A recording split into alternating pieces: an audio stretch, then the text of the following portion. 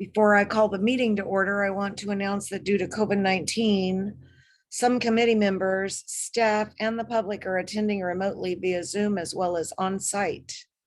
All participants joining by phone should mute their phones when they're not speaking to avoid background noise. And during the meeting, please make sure you announce yourself by name and title when you speak so that the public that is observing knows who is speaking. This is critical given the number of remote participants, and it's also current guidance from our Kansas Attorney General. The public is allowed to participate by Zoom or submit comments by email prior to the meeting, and those comments will be included in the record of the meeting. The public can also indicate their intent to provide remote public comment by contacting our clerk's office by 5 p.m. on the Thursday prior to the meeting. The public will also have an opportunity to provide brief comments tonight, either by telephone or Zoom, or from the lobby of the municipal office building.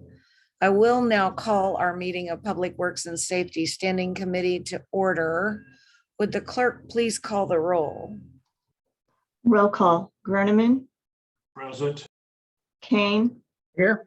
Markley. Here. Johnson. Here. Ramirez. Here. Bynum. Here.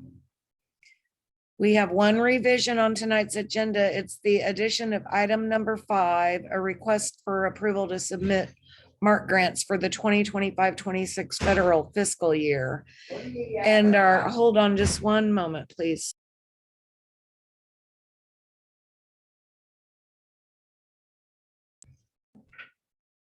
I apologize. Our first order of business tonight is the approval of our minutes from November 15, 2021. Is there a motion for approval, please? Markley, move to approve. Johnson, second. We have a motion and a second. Roll call on the minutes, please. Roll call. Groneman. Groneman. Aye. Kane. Aye. Markley. Aye. Johnson. Aye. Ramirez. Aye. Bynum. Aye. Thank you. Our minutes are approved. And our first item is approval for submission of a National Oceanic and Atmospheric Administration grant for environmental literacy and climate resiliency by our Public Works Department.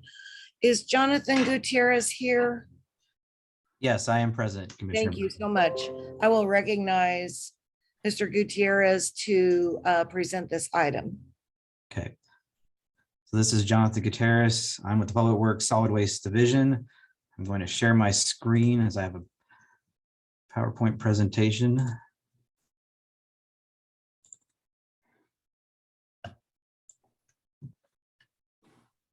Can people see my screen? Yes. Yes. Okay, Yes. Good. All right.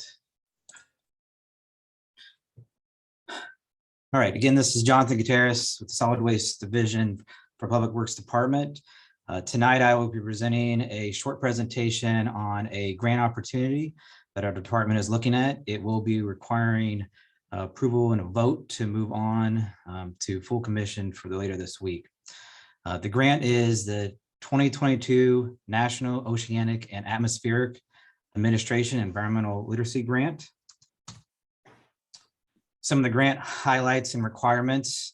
The official title for this grant is Harnessing the Power of Students to Build a Culture of Climate Resilience in an Undeserved Community. The funding amount is from $250,000 to $500,000. We will be requesting the full $500,000. And as noted on this PowerPoint presentation, there are no matching requirements for this grant. There was a pre-application requirement that was submitted to NOAA back at the end of 2021. We were approved late January of 2022. Of the 135 pre-applications received, of those 57 were selected to move on. They anticipate to fund 7 to 12 of the projects. So again, this is a very competitive grant. The full application is due March 17th of 2022. One benefit of this grant is all recipients are eligible to reapply in 2024 for any that receive funding in 2022. And listed here are some of the current partners that we were looking at for this grant. It is not the full list of all partners, but these are a few.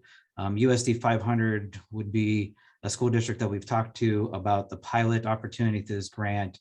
EcoRise, which I'll talk later, is an entity that actually applied and was approved for this grant in the past. Burns and McDonald, who have assisted us in putting this grant opportunity together, and Climate Action KC, which is a coalition of elected officials looking at the climate action plan here in the Kansas City Metro. So the grant components that we will be including in this application, it would include a component for funding of a UG staff person for the 2 years. Their main responsibilities would be the management of this grant, but then also the idea of educating and outreach, utilizing some of the curriculum that would be purchased through this grant opportunities to schools, HOAs, and even potentially churches. There would be a stakeholder engagement component. Would require an advisory committee with UG staff, students, and school district staff, and including parents as well. And there is a component for school-wide surveys as well for that stakeholder engagement. There will be a sustainable plan development. This component will be through our Burns and McDonald contractor. There will be an inventory of existing facilities, requesting or recommending some goal settings, and then evaluation some options for implementation to meet those goals.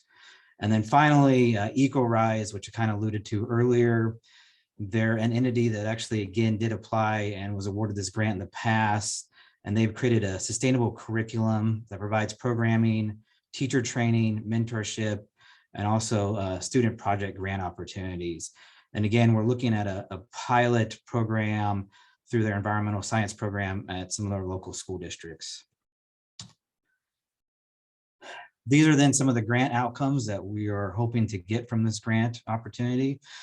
Again, through the inventory of some of our potential school districts facilities, some recommendations to design, construct, and operation of those facilities to potentially reduce energy usage, water usage, pollution, and waste. Also encourage and support efforts of students, teachers, and staff to implement environmental stewardship behaviors. We look at hopefully preparing students for upcoming career opportunities in environmental science and climate resilience. And then finally, we hope that this will empower our own UG staff to support and create some lasting partnerships with our local schools, community groups to enable a sustainable consciousness. And with that, I'll open it up to questions. Once again, this is an action that we are looking for a vote and approval of this evening. Thank you, Mr. Gutierrez. This is Commissioner Bynum. Do any members of our committee have questions or comments to make on this item? Commissioner Mike Kane, move for approval. Hold it. I cannot see whose hand is raised. I will. This is Melissa Bynum. I just Yes. had a clarification that I wanted to make. So we have submitted this once already to NOAA with your approval, if I remember correctly, Jonathan, back last fall, correct? So again, that was a pre-application. Okay. That pre-application was basically, and this is Jonathan again, to submit what we would propose for the grant, and then NOAA had to approve any kind of pre-application. Right. So this next phase here, there is no match. So I guess what I need clarification from our legal team that's on tonight is if this should need to be fast-tracked, because we do not have it on the agenda for this Thursday and we don't meet again until after the application is due. I think that to get a clear answer from the commission this Thursday, that would be best under our policy. So going ahead and fast tracking would be good. Okay, so with the recommendation, Commissioner Bynum, we need a recommendation to fast track and have this blue sheeted to Thursday night. correct. So Commissioner Kane, would you amend your motion to include a fast track to March 3rd meeting? Yes, I would, but Kristen's got his hand up. Thank you. Commissioner Ramirez. Thank you, Commissioner Bynum. Thank you, Commissioner Kane. I think this is a good grant to do. You know, we many of our sister cities around us are very big in wanting to be environmental and climate action. And so I think, we do a lot here in our community and we don't really talk about it. And I think we should continue to talk about it and advertise those wins that we do make in climate action and environmental. So I am very much in support of this grant application. One, and this is more of a comment that I believe I have made in the past.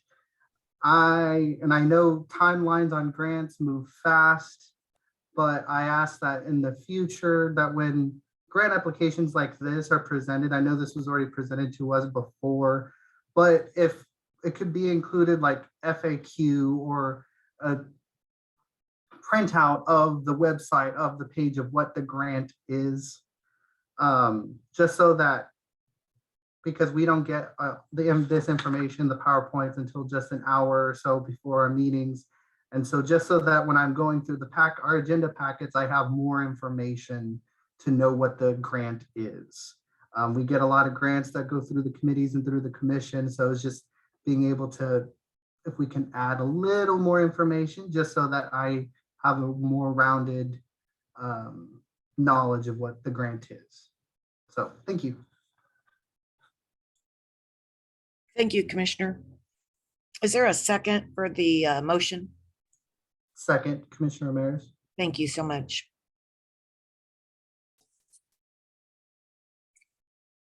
I'll ask the clerk, did we have any comments received from the public on the item? We have no communications from the public. And any hands raised in the public or the lobby? I don't see any hands raised. Okay, thank you very much. Would you take roll, please, on the motion? Roll call. Groneman, Aye. Kane, Aye. Markley, Aye. Johnson, Aye. Ramirez, Aye. Bynum. Aye. Thank you very much. That motion carries. Item 2 is a discussion of our capital maintenance improvement project, our CMIP system. This is a discussion with Public Works regarding the way that we weight projects for capital maintenance. And we have Jeff Fisher, our Public Works Director, here, along with members of his team to make this presentation. Mr. Fisher. Thank you. Good evening. Yes, we built this system 2 or 3 years ago, and we said every couple of years we would revisit it and give the commission an opportunity to weigh in on the criteria and the weights to make it sure it still applies. Robbie Anderson is the person most responsible for this system, and he's gonna highlight that for us.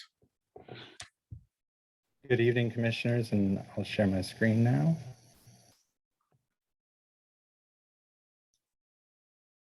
So I first want to call out that all the information that I present tonight is available via a hyperlink. So feel free to visit these websites on your own, and I'll jump into it. So basically, we want to review the weights as we set them that drive this system. It is a spatially driven system that takes in all the different data that the unified government has and computes a rank order score for different capital investment projects. This is intended for capital investment projects that exceed $200,000. So this isn't, carpet for a particular department. This is about road projects, major capital improvements to the community. And we just want to make sure that the way we have those weights set makes sense to you, and we want to continue on how we set them 2 years ago. So a quick review of the project selection process. It is an open and transparent process. Anyone and everyone is welcome to submit a capital project to Public Works for review. It is then layered on top of asset condition data and social metric data to compute the output, which is a rank order composite score. You are tasked with setting the weights that drive that analysis. A little bit more about how that works. We identify projects. Again, you can go out and click on this link and submit your own project here. We map those projects in Public Works, and we estimate the cost of those projects based on recent projects we've done and inflation. And we make that's part of the driving of the system, is how much project costs and where it is and how many people are going to be affected by it. So we map the projects, we score the projects, and then we assemble that into a rank order score. And just a little background on the criteria. So it's primarily a GIS spatially driven project system. And this is the current CMIP policy that is outlined in a financial document that the commission approved. So I'll just kind of breeze through these, but it's, some of it's ROI, some of it is population served, capacity needs, community sites, commerce, master plans, safety, and the condition analysis. So one kind of think about it like mixing forward, and you're saying, I want to hear more of this or more of that. You as commissioners are sitting at the controls. You drive the system, you set the weights, and the weights create the outcome and produce how we rank order the capital criteria needs. We don't have enough money to do all the projects that the community needs and deserves. And with a limited budget, we have to be very strategic about where we spend our money. We want to have the largest amount of impact according to the priorities that you set forth in this weighting system. So right now, this is where the weights are set. And I'll pause here for a little minute, but we can come back to this during discussion.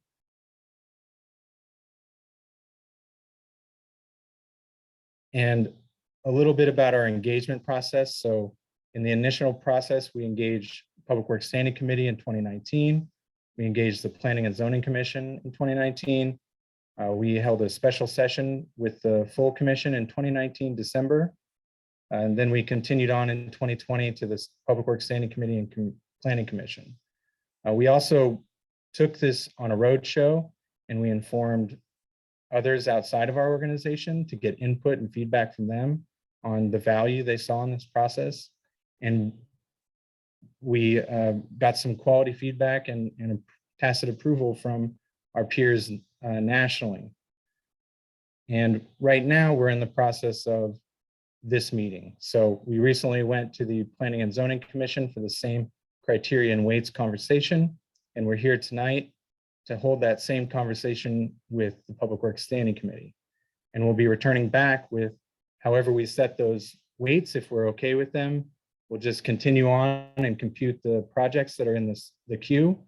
If we change them a little bit, then we'll come back, or we will be coming back regardless of either outcome. But we'll be going to Planning and Zoning Commission with that CMIP 5-year outlook, and then we'll bring it back to the commission here. So just a little review of how we computed those criteria to begin with. We sent out a survey to you all, to Public Works Standing Committee, and you helped design this system with us, and you're responsible for setting those weights. So I'll go back up to the weights, and I would be happy to entertain a discussion about them. Thank you. Thank you, Rob. It's Commissioner Bynum. Right now, the work in front of us is to determine, are we going to keep this basic weighting scale, or is this committee and then further the Planning and Zoning Commission and full commission going to maybe have some different thoughts 2 years later on the way that we weight our CMIP project scoring?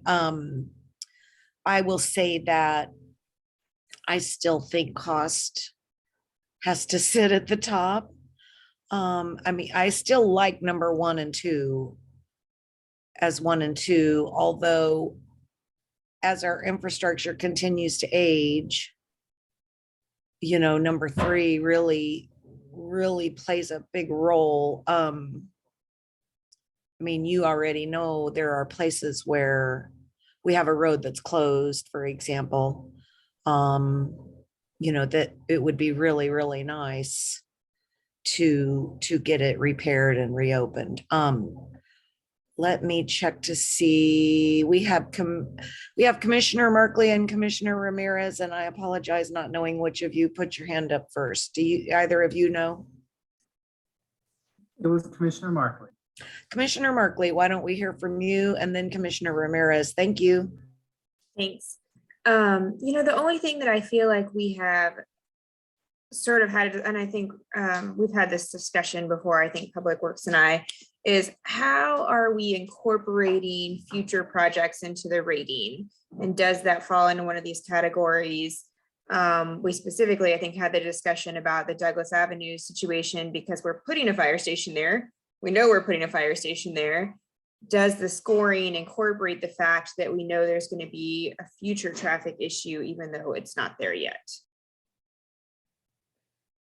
Yeah, that's a great question. So the more clear our capital outlay picture becomes, the easier it is for us to stack projects. And I'll go ahead and jump out to something else that I wanted to share is inside Public Works, we have the 5-year CMIP mapped out, and we have a little bit greater detail of that. This is really just stuff that's actually outlaid in the budget, where we also have an unfunded needs based on infrastructure conditions that informs a different process of capital coordination between ourselves at the unified government and with other actors that operate in the right of way, such as BPU or any of the utilities. That's kind of the real goal, is to head towards this, you know, long-term vision. And the closer we get to understanding what other projects are in the pipeline, especially if, you know, a major facility like a fire station or a school that's going to increase traffic demand, you know, that's going to change how these projects would score, because we would see an increase in average annual daily traffic. So that would be how that process could potentially score higher. We could create a modeled scenario that is like a A/B scoring data that's based off this. We anticipate we're going to see an increase of 10,000 cars daily on this road. So how does that change how a project scores? Or if there's a, you know, something like we've done this for other projects like bridges being out, what is the anticipated loss in traffic, or how does it get diverted? So it is something that we would consider saying, like, for the project that we've engaged with you, Troy and myself, Troy Shaw, the public works engineer, we could include that in a B set of data to say, this is how this project would score after this change, this delta in the daily traffic. Okay, yeah, I mean, I know that isn't necessarily a weighting question, so I will say I'm fine with the weighting. I don't know that I have any concerns with how the weighting is set up. That's more of a scoring question, but I feel like not just in that Douglas situation, but in other situations, that is one thing that we probably need to look at, because we're always kind of behind the curve anyway, because our conditions are not good to begin with. But when we know we have a project coming up, it would be great to think about, is there a way that makes it cheaper for us to do this all at once, or is there a way that it makes sense for us to do projects in conjunction when we know there's going to be a change in the traffic or a change in the road usage? I know you guys are working toward that. We're a lot closer to that sort of synthesis than we've ever been in the past, which I appreciate, and I appreciate just this entire process is a huge improvement over my early days in the commission, when there was not even a spreadsheet of the unfunded projects. We didn't even know what was out there. So it's a huge improvement, and I really appreciate it. But I look forward to a time when we can get to a place where we can maybe be ahead of the 8 ball on some of those projects where we know there's going to be a change, rather than waiting for the traffic to get bad where we could jump in front of it. So that's, like I said, the only recurring theme I think I see as we're looking at scores is, well, what about this big thing that's coming? Thanks so much. Commissioner Ramirez. Thank you, Commissioner Bynum. Thank you, Robbie, Jeff, for presenting this to us tonight.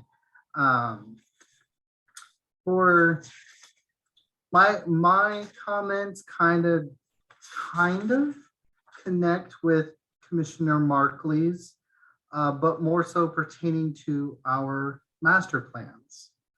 I'm of the opinion that master plan should be a little higher in the list. I'm not saying to the top, because I agree with Commissioner Bynum that cost, ROI, and infrastructure conditions should be right where they are. But my comment goes in hand with Commissioner Markley. We have our master plans, and those take time to develop and to be created. But then once it's done, it also takes time to get those master plans in action. And projects and stuff like that happen over years. And when we create something out that's from the master plan, we need to have in mind the infrastructure, and going forward from that, the O&M of that certain infrastructure.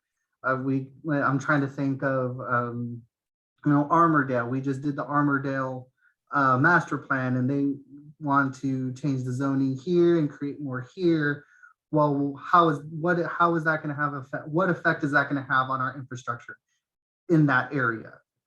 So it's just my opinion that I think master plans should be a little bit higher, because it will have an effect in the future on our O&M. And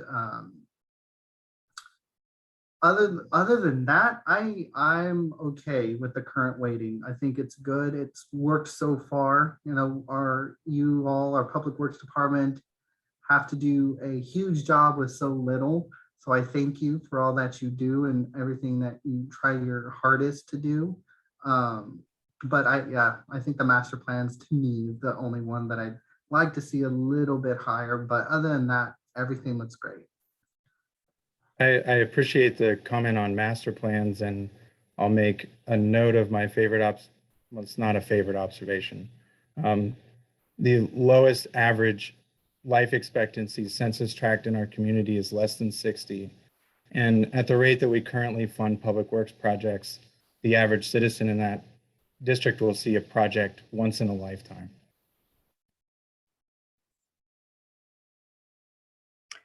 Troy Shaw, I see your hand up.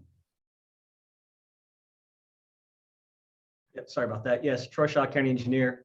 Commissioner Ramirez, I just wanted to note, thank you for bringing up that with the master plan. And you'll see a little bit later, and I'll reference what Robbie did here when I talk about the MARC grant application. And the master plans are one factor, and we worked with Gunner, planning director, to make sure that those are noted when we start looking at projects, and for you guys to see when selecting what projects we want to submit for grants. So I appreciate that comment. Thank you. Thank you. Jeff Fisher, go ahead. Thank you. I just wanted to suggest that if there's other commissioners that share that interest with Commissioner Ramirez in adjusting master plans up, then we can certainly do that. Well, I was looking 1, 2, 3, 4, 5. It's sitting tied, if you will, in 6th place. And I do agree with its importance. I'm not sure what I would bump to move it upward. Moving it upward moves something else downward. So I don't know. Commissioner Markley? Yeah, Commissioner Bynum, your head was right where mine was. As I was looking at it and thinking, at first I was like, oh, I might flip it with community sites, but then I realized they have the same value. So unless we're going to downgrade something above it, which I don't necessarily think that I would be in favor of, I don't know where I don't know what that change would look like. My only other thought was there's nothing that's a 7. So do we create a 7 category? Do we create a 7 weight and put 2 things at the 7 and master plan at the 8? So like capacity needs and community sites could become 7s, or a capacity need could stay at 8 too. It could be a master plan and capacity need at 8 and community site at 7, and we'd create a different score there. Does that make sense? Am I making any sense? Well, it makes sense to me, but what I'm wondering is the scoring weight percentages, I think, were based on the surveying that was done in 19 and 20, if I'm not mistaken. I need staff to tell us that. That's correct. Okay. But I guess we can reiterate that we agree that the master plans certainly hold importance. I mean, we absolutely don't want to neglect them. Commissioner Markley, go ahead. I was gonna say, I don't know how hard it is to alter the system and then alter it back, but I mean, one point of curiosity might be to try that and then see what difference it makes. You know what I'm saying? I don't know, just a thought. Right. So I have two questions. One question and one comment, I guess. And my question is, for example, with Commissioner Markley's Douglas Avenue example and the new fire station, do we in Public Works have and probably combined with maybe urban planning, I'm not sure, have the ability to measure what an impact on traffic or busyness of the road or impact of the road would be once the new fire station's in place? In other words, is it just a foregone conclusion that a new fire station brings more traffic, or do you all have a way to know that? We do have access to some vendors that produce traffic counts based on cell phone data. And that information can be used to model scenarios. We might be able to take existing fire stations and ask the question, what's it like when one goes away? What's it like when a new one comes on? And Troy might be able to speak more specifically to some of that. Troy, go ahead. I mean, I'm assuming we know that a big heavy fire truck's going to drive on it, maybe more often than it used to. Troy, go ahead. Yeah, Troy Shaw, County Engineer. One thing we do with every development, including fire stations, they all go through the planning process. And with any development, we require a traffic study. Some of those, if they're very simple, are as much as a letter saying it doesn't impact traffic. But when you get the bigger ones, there's a multi-phase traffic study that has to be done, and we'll get information from that saying what the increase of traffic will be. And if it's for, let's say, a facility like Amazon or something, we're going to ask how many trucks that's going to generate and different things like that. So with the developments, we do know, and part of the reason for that is to require the development to make improvements to our system to handle their development, so we don't get stuck with it later in a position where we have to go and do something for a private development. So to short answer to your question is yes, we do get that information, and we could take that and add that data we get from that traffic study to our current data. For an individual site, it would be, Robbie can correct me, but I'm guessing it would be a large workload to take that and do that for everything that comes across our desk traffic related, just because you would have to rescore every single project every time something changed. So, but for an individual question or project, yes, we could do that. We could get to it at least. Okay, thank you very much. So my second question / comment is, I'm not sure how much it pertains to your specific topic now, but I'm going to put it in front of you. Again, for example, the CMIP map that Rob has created that anyone can look at on the website. There is a ton of data available to us and the public regarding public works and infrastructure. As the commission moves toward our budgeting process and the CMIP and the 5-year document, is there currently now, and if not, is there a way to integrate the grant funding that's being either applied to a project or pursued? For example, we have these MARC grants coming up later in the agenda. So as we weight a project, it seems to me that if we've got multi-millions of dollars of possible federal funding being applied, as it is on the Leavenworth Road reconstruction, that it would be helpful for us to access that information as well.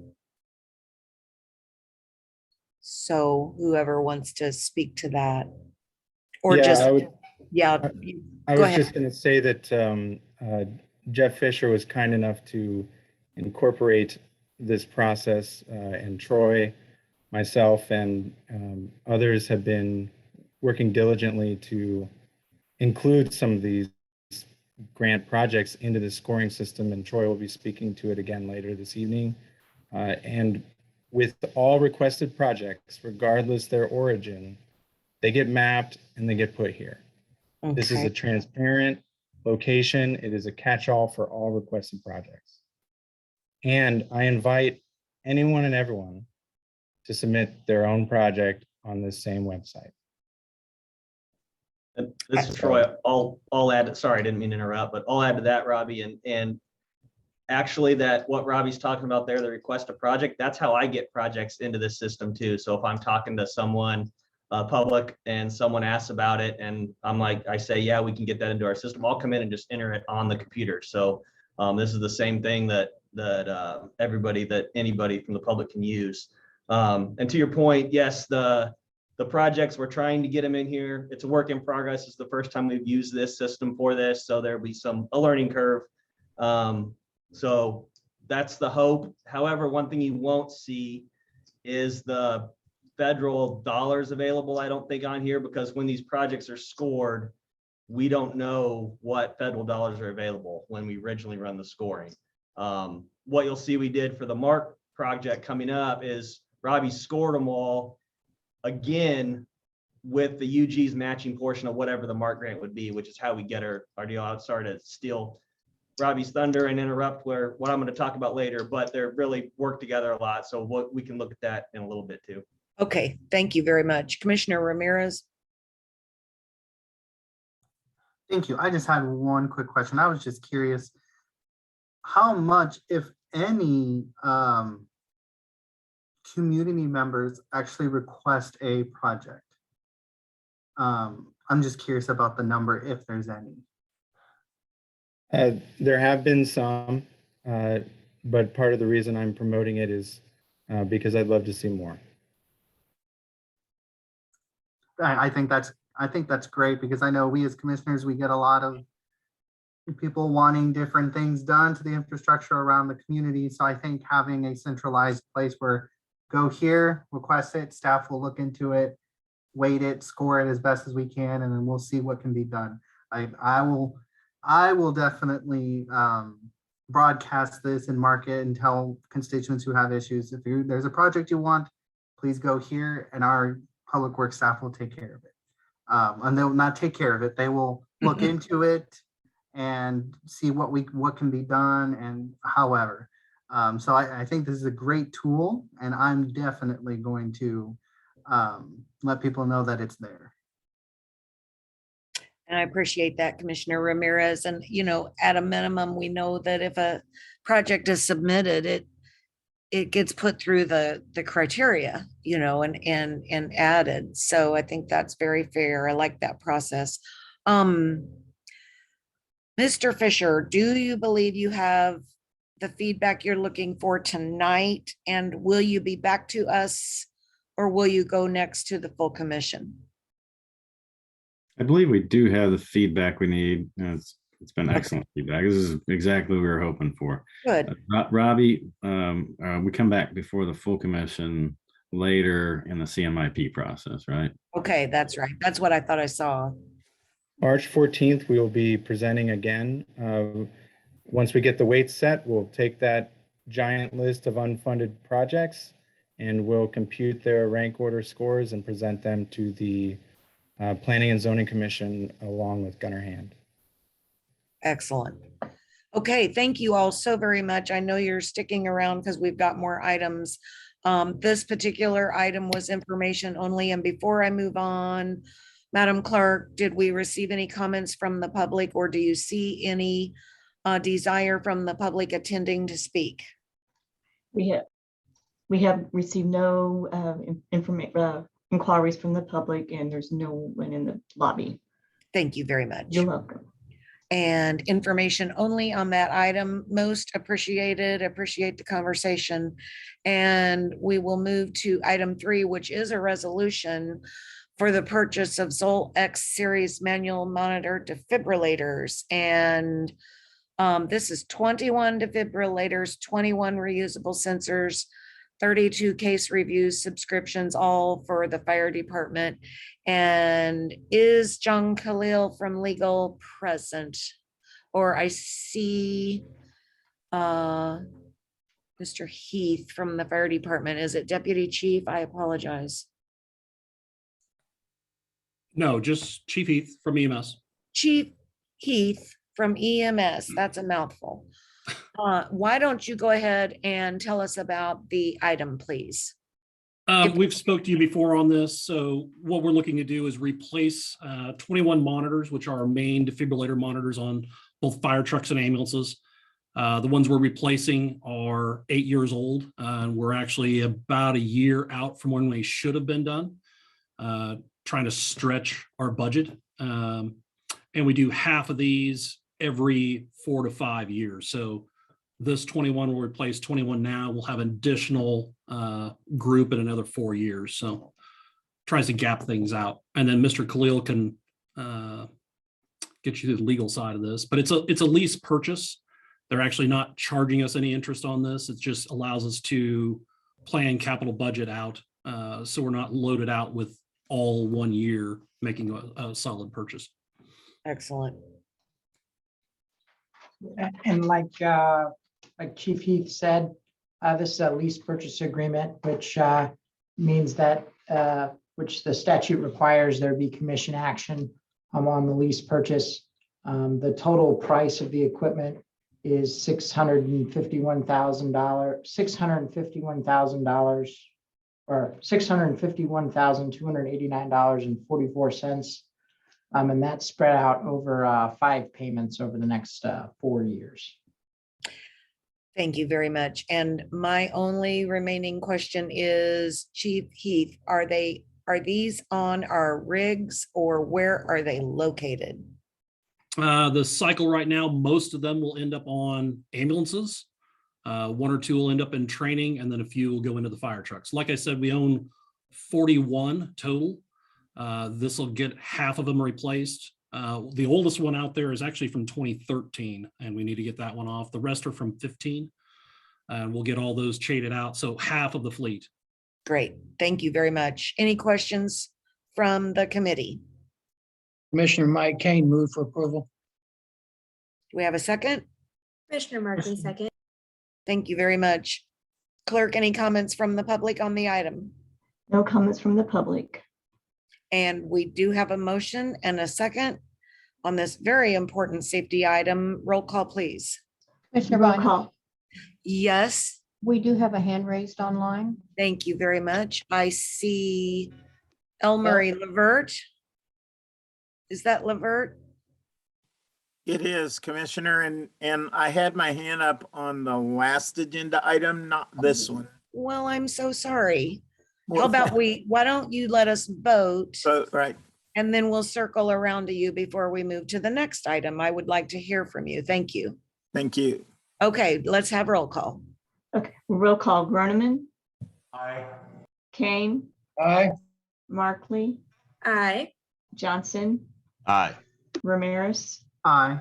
Bynum. Aye. Thank you very much. That motion carries. I would like to, as a point of executive privilege, as the chair of the committee, circle back and hear from Mr. Levert Murray on our CMIP item, because I think that it's important to hear what you might have to say, sir. Well, thank you.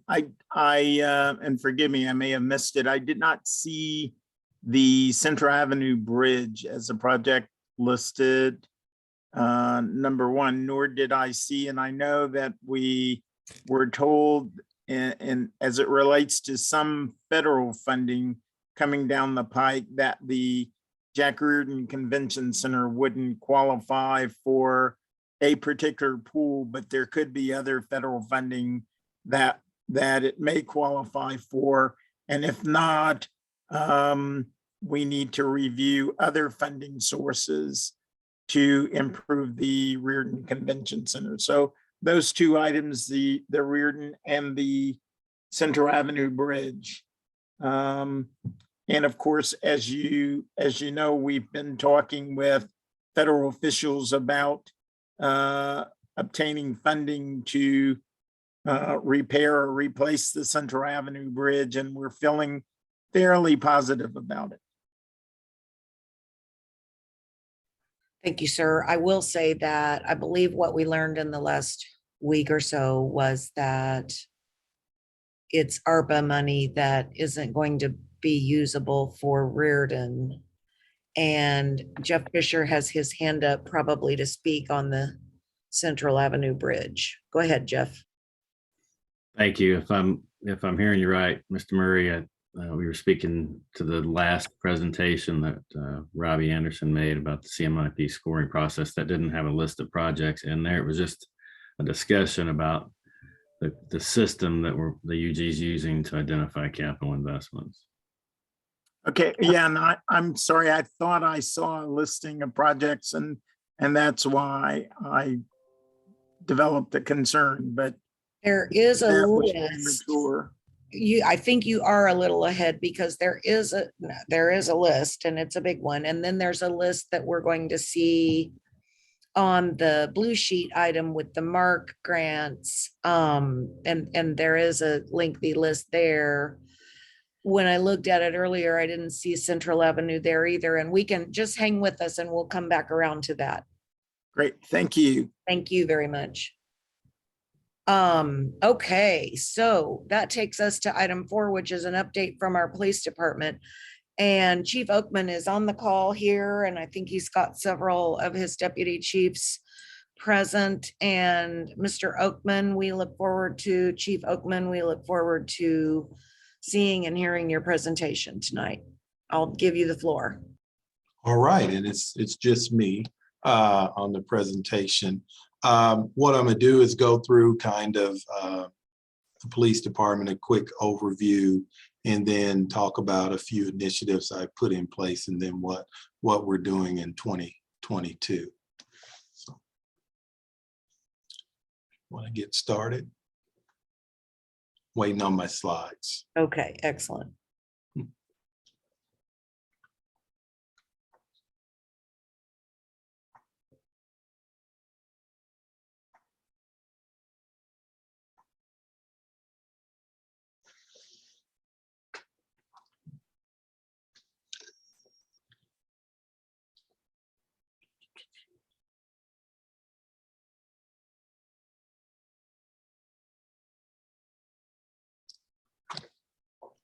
Are you guys able to see his screen yet? No. Can you see it now? No. Let me get it ready for him. Hold on for me. Okay, thank you very much.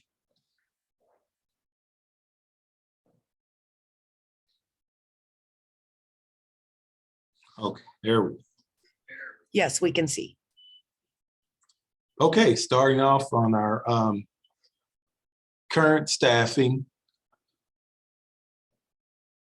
Currently, we have a strength of 369. Currently, our sworn strength is 317. Obviously, you can see that we're down several positions. Our civilian staff, we have 98. And then there is some good news on that. If you look the PTO program and academy recruits, the PTOs are those officers who had graduated the academy and are now in the field training process. We have 8 of those, and then the other 24 is in the academy. So we got help on the way, which is good news. And then we're doing a lateral academy March 24th. We're looking at hiring 3 lateral officers there. And then the next scheduled academy is for May 19th. So hopefully we can get our numbers where we need to be. And back on staffing, real quick, one thing that we have to always pay attention to is the events that are going around the world with the Russian and Ukraine conflict, because we do have a significant number of members who are in the reserves, whether it's National Guard, Army, Air Force, Marines, or Navy. We have 19 officers, so we have to always plan for that in the unfortunate case that those 19 officers get called up. So next slide. And this is an overview of the new organizational chart.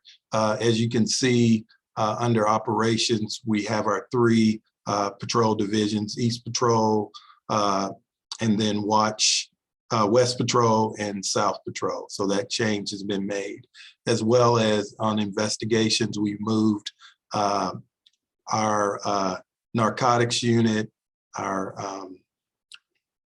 TFOs, which are task force officers who worked with several different federal agencies, over into investigations, which is where they should have been aligned because they work hand in hand with investigations. Next slide. And this is the new map with the 3 divisions. As you can see, we went from 19 individual patrol districts to 20, adding a patrol district in West Patrol because of the population growth and the demand on calls for service. Next slide. So calls for service, there was a total of 148,400 calls Kansas City, Kansas handled in 2021. And this is significant.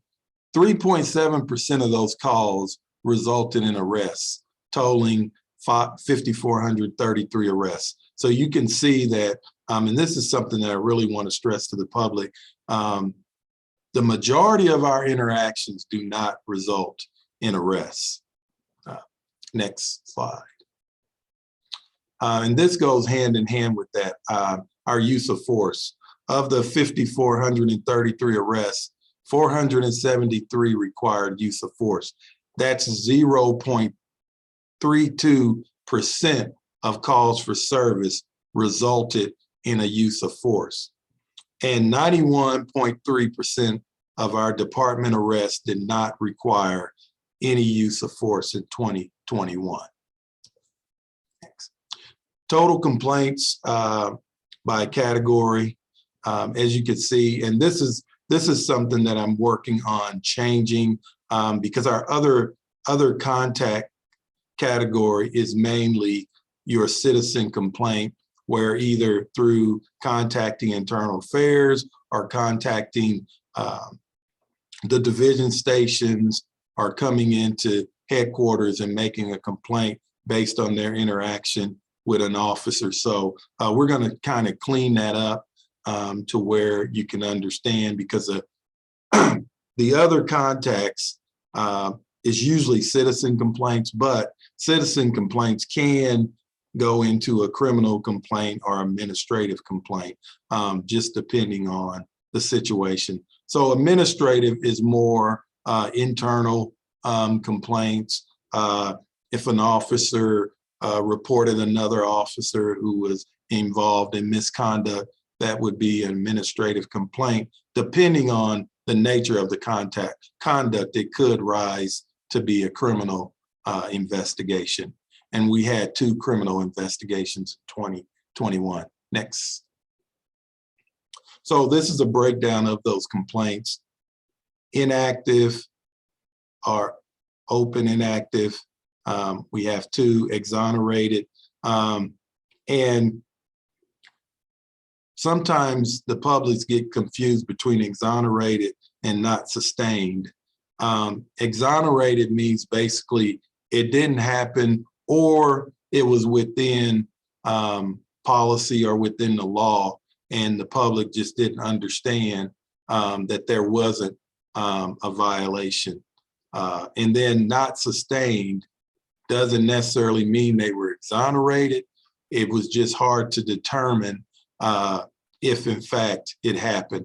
And one thing that I want to say to the public that oftentimes when you make a complaint, please tell the truth, because so many times you may have a legitimate complaint and then add more to it and not tell the truth, which then taints the complaint as a whole. So what I always say is just tell the truth, what happened, so that we can thoroughly investigate that complaint and there won't be no issue around credibility with surface. So just make sure you be honest and tell the truth exactly what happened. Oftentimes that kind of muddies the water with complaints. And then sustained is, in fact, there was a violation of policy based on that interaction. And then unfounded, oftentimes they may just not want to follow up. Or what we found a lot of times is that on a lot of the unfounded complaints, they make the complaint and then we have them come down and watch the body cam, and then you see it didn't happen on the body cam. So it's either they didn't follow up or body cam showed something totally different. Next. Chief, Yes. can I just confirm, when you say they didn't follow up, you mean the person who made the complaint didn't follow Yes, up? yes, Right. yes. Just yes. to be clear. Yeah. And we would actually constantly try to contact them to get information, and they just decided either they didn't want to follow through with it or they just refused to answer our calls. And we get that quite often. Next. So violent crime, as you can see, the orange is 2020 and the blue is 2021.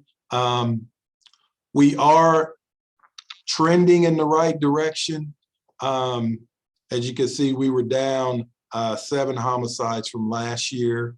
And this year we had some uncharacteristic type homicides that were quite unique. We had several where there was more than one victim. But like I said, it looks like we're trending in the right direction, and I'll talk about later some things that we've done. And this is what's important when you look at ag battery and shooting into dwellings and autos. As you could see, they were down, and that's when individuals are shooting, doing drive-bys on houses or vehicles. Now, one of the changes with the ag assault, as you see, we had an increase, but we changed the way we reported in 2021 along the domestic violence. In the past, such as choking would be considered it wouldn't be considered an aggravated assault, but that has changed. So most of the increase is due to the change in reporting DV related assaults. And you could see our burglaries and thefts are down also. Next. And here's a comparison. As I mentioned, as I mentioned about the ag batteries and ag assaults, that's around the reporting in DV. As you can see, robberies are slightly down, as well as I mentioned, shooting in dwellings and homicides. And next slide. And cops, and these are the programs that cops were involved in 2021. Some not as much due to the COVID, but we're starting to see a change and more engagement in those avenues and those different programs. Let's see. And also cops on average attends about 10 community meetings a week on average in 2021.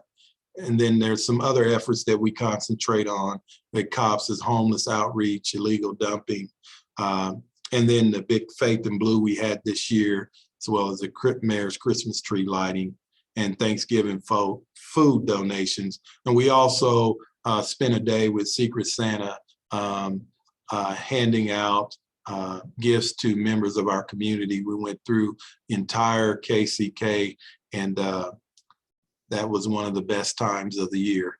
We helped a lot of families that were really in need and were not expecting help. Next slide. And this is just some of the events that I've mentioned with the trunk or treat and the legal dumping, which I'll talk about it on the next slide. Next slide. And as you can see with the illegal dumping, some of the results of their efforts where we had 50 arrests and 34 convictions in municipal court, 22 bench warrants. And they're still active investigations. So we're down 5 in community policing, and hopefully as we get our numbers up, we can fill those spots so they can continue to help work on the blight and improve the quality of life in the community. Next slide. Homeless outreach, which this is just more about the ID program that once I got here, I approved and implemented. And this is separate from the Safe and Welcoming. This is a Kansas City, Kansas Police Department program that allows individuals to be on the track to get a state ID. And it's allowed them to, as it says, open up bank accounts, receive medical services and other resources. So far, we've issued 185, and 26 of those have been able to get their Kansas state ID. Next slide. So let me move this. I'm having a little trouble there. All right. So as you know, I was sworn in as chief on June 14, 2022. So from talking to community members of the department at every level, these were some of the things that I had to address kind of immediately. One was violent crime, as you know, community mistrust based on historical perceptions, and we all know what that's about. And then this is one that I really got from every level of the department, was the limited internal creativity and innovation based on an autocratic leadership culture. And what I took from that is that there was a lot of employees that had great ideals, but for some reason, they didn't feel comfortable that they could speak up and be able to share those ideals. So I established the culture that they can speak up. Their input was welcomed, and it just created that internal employee value, and which results in community transparency. So constantly we get great ideals, and these are coming from the men and women that are out there in patrol, and they're able to be more creative and more innovative.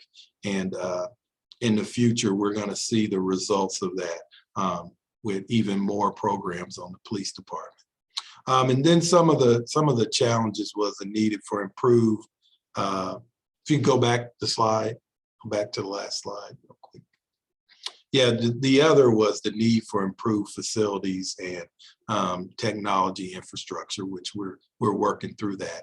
And then another was community visibility of police command. And I'll say this real quick. One thing when I look at promoting captains and above, well, it would be majors and above, is 1, your performance, 2, how do you engage with the community, how do you engage internally, and then attitude. So those are the 4 criteria that I think is important when you talk about command and leadership. Next. And I'll run through these pretty quick. Increase morale by creating a positive work environment, as I mentioned, by allowing employee input and suggestions. Other things that we've put in place is create the Hispanic Community Liaison, approved and implemented the ID project, collaborated with POW to start a driver's education program, implemented the homicide code case squad that was implemented in January, New community slogan, which I'll talk about real quick on the next slide. New patrol vehicle decals, violent crime review process, which this is a really good program, Shoot Review, where we get all of the police departments in the metro together, as well as our federal partners, prosecutor, probation, and parole, to help us address violent crime, as well as making sure that our investigations are thoroughly vetted and that we're putting the right person in jail. The other is assign a detective to the DEA Tactical Diversion Squad targeting fentanyl pills. This is important because we've seen a huge increase in overdoses and deaths. 2020, we had 47 overdoses and 10 deaths. 2020, we had 110 overdoses and 17 deaths. So the DEA is doing an overall global approach to addressing that. And then trained community policing and gang unit and risk for retaliation. That's where we identify victims and witnesses and family members and friends that may be planning to retaliate against an individual who shot or injured their friend or family member. So we try to intervene so we don't continue the cycle of violence. Increase the use of NIBIN, working on that, and we're working on getting a dedicated technician for KCKPD. So I'm gonna explain this real quick. What NIBIN is how we compare shell casings. So if a gun was used in another crime, we can link the shell casings to other crimes around the metro. KCK recovers more shell casings than any other department in Kansas other than Wichita. So it was mind-boggling to me why we didn't have our own NIBIN machine and dedicated technician. So that's something I'm working on, and hopefully this year we'll be able to get that technician and NIBIN machine through the ATF. And then restructured the patrol districts based on calls for service data to increase patrol visibility and efficiency. Next slide. And then this is just some of the things that the Hispanic liaison's been up to. Spanish Citizens Academy, we'll have those dates. I'll give those to you here in a few minutes. And Spanish Facebook Live, leadership career development, and then Essential Spanish for LEs. We're looking at training all of our officers in Essential Spanish here starting in April.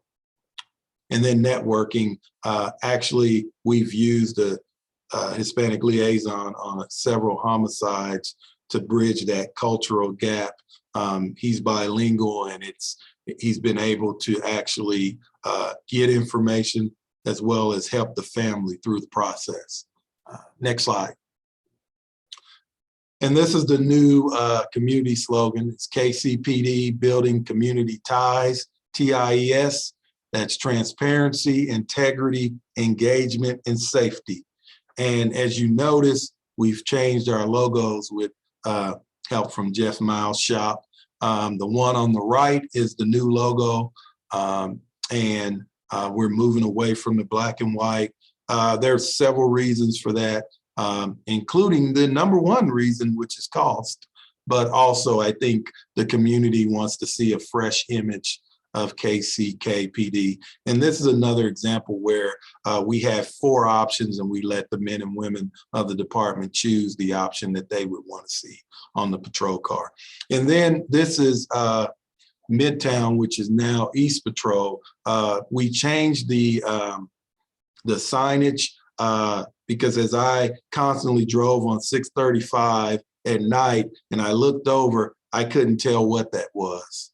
And oftentimes we have people on that highway that may be in need of police services, road rage situations, anything. They need to know where they can find the police station. And if any of you have been on 635, now you can actually see that sign saying KCK PD. Next slide. Let me speed up here. And this is just going through why we did the 3 patrol divisions. The big thing is span of control, more supervision, more captains. And because one of the things when we've talked about George Floyd and that situation, one of the things that most people don't realize is there wasn't a supervisor at the scene. So we want to make sure that we have a great span of control where supervisors are readily available, monitoring and just participating and making sure that unfortunate incidents don't happen because of lack of supervision. Next slide.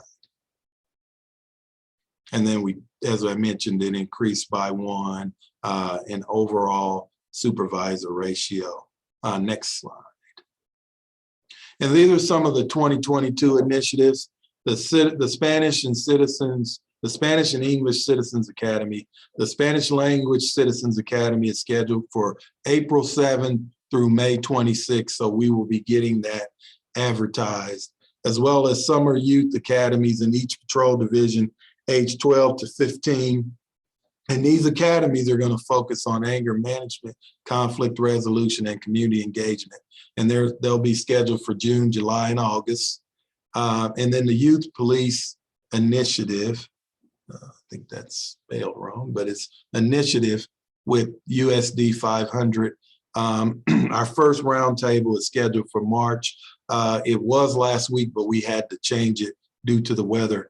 And YPI is an early intervention and prevention approach to building trust in law while reducing stereotypes that exist between teenagers and police. So the police and teenagers get together in a situation where they tell stories of each and how they feel about each other.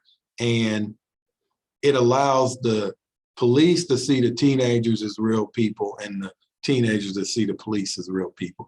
Very positive program, and I oversaw it in KCMO, and we're pretty excited about working with District 500 on that. And then I do monthly Facebook Live shows. It's the second Tuesday of every month, called Just the Facts with Chief Oakman. And this is an opportunity. We have different hot topics, and the community can then interact with us and ask questions, and we respond. The first show aired on January 11th. And then the Real-Time Crime Center, the objective of the Real-Time Crime Center is to generate leads and solve cases by providing real-time analytic support to patrol and investigation personnel. And we're implementing phase 1 in April. So to give you a quick example is, if an officer is dispatched on a shooting call, we'll have staff that has access to all the cameras in that area, all the license plate readers in that area, and be able to give that responding officer real-time data, real-time analytics, and real-time information on what's going on based on what they're able to see. So phase 1 will be implemented in April.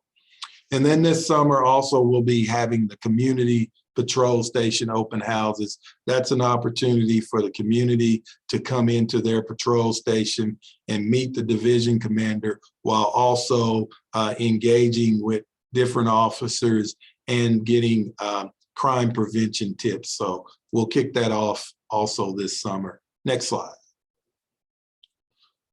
And this is the last slide. So also summer police and community violence reduction cookouts. We're going to start these. We're going to kick it off at the end of March, and we'll have those dates with a community walk in the Northeast down on 5th Street to kick this off. And what we're going to do is through the summer, once a month, we'll have Argentine, then we'll have an event in Turner, we'll have an event in the Northeast area, and then finish it out with an event in Piper, just to engage and let the community see the police and community working together to prevent violence.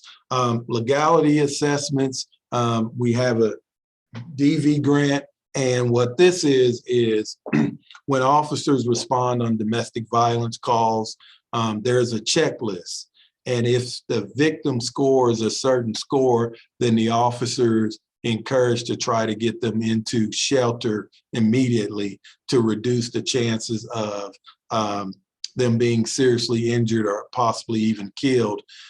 This is significant because of our homicides, close to 30% were domestic violence related. So hopefully that could help reduce the violence associated with domestic violence.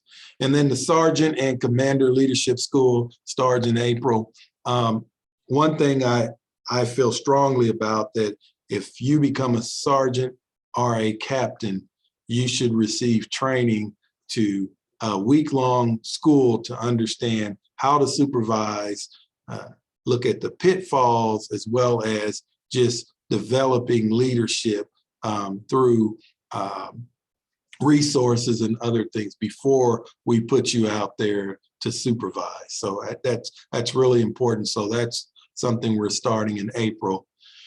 And then we're looking at, as we negotiate with FOP4, is implementing 10-hour patrol shifts. And the advantage of that is overlapping officers, so we could have more officers on the shift. And then always increasing our cameras and our license plate readers. So those are some of the things that we're looking at and that we will be implementing in 2022 and what we've done in 2021. So I will take questions, and I believe that's the last slide. Chief, thank you so much. This is Commissioner Bynum. What an excellent in-depth presentation. It's robust, and I'm so happy to see all of that. I know that our police department and you are working for us every day. Commissioner Ramirez. Thank you, Commissioner Bynum. Thank you, Chief, for the update and all the information.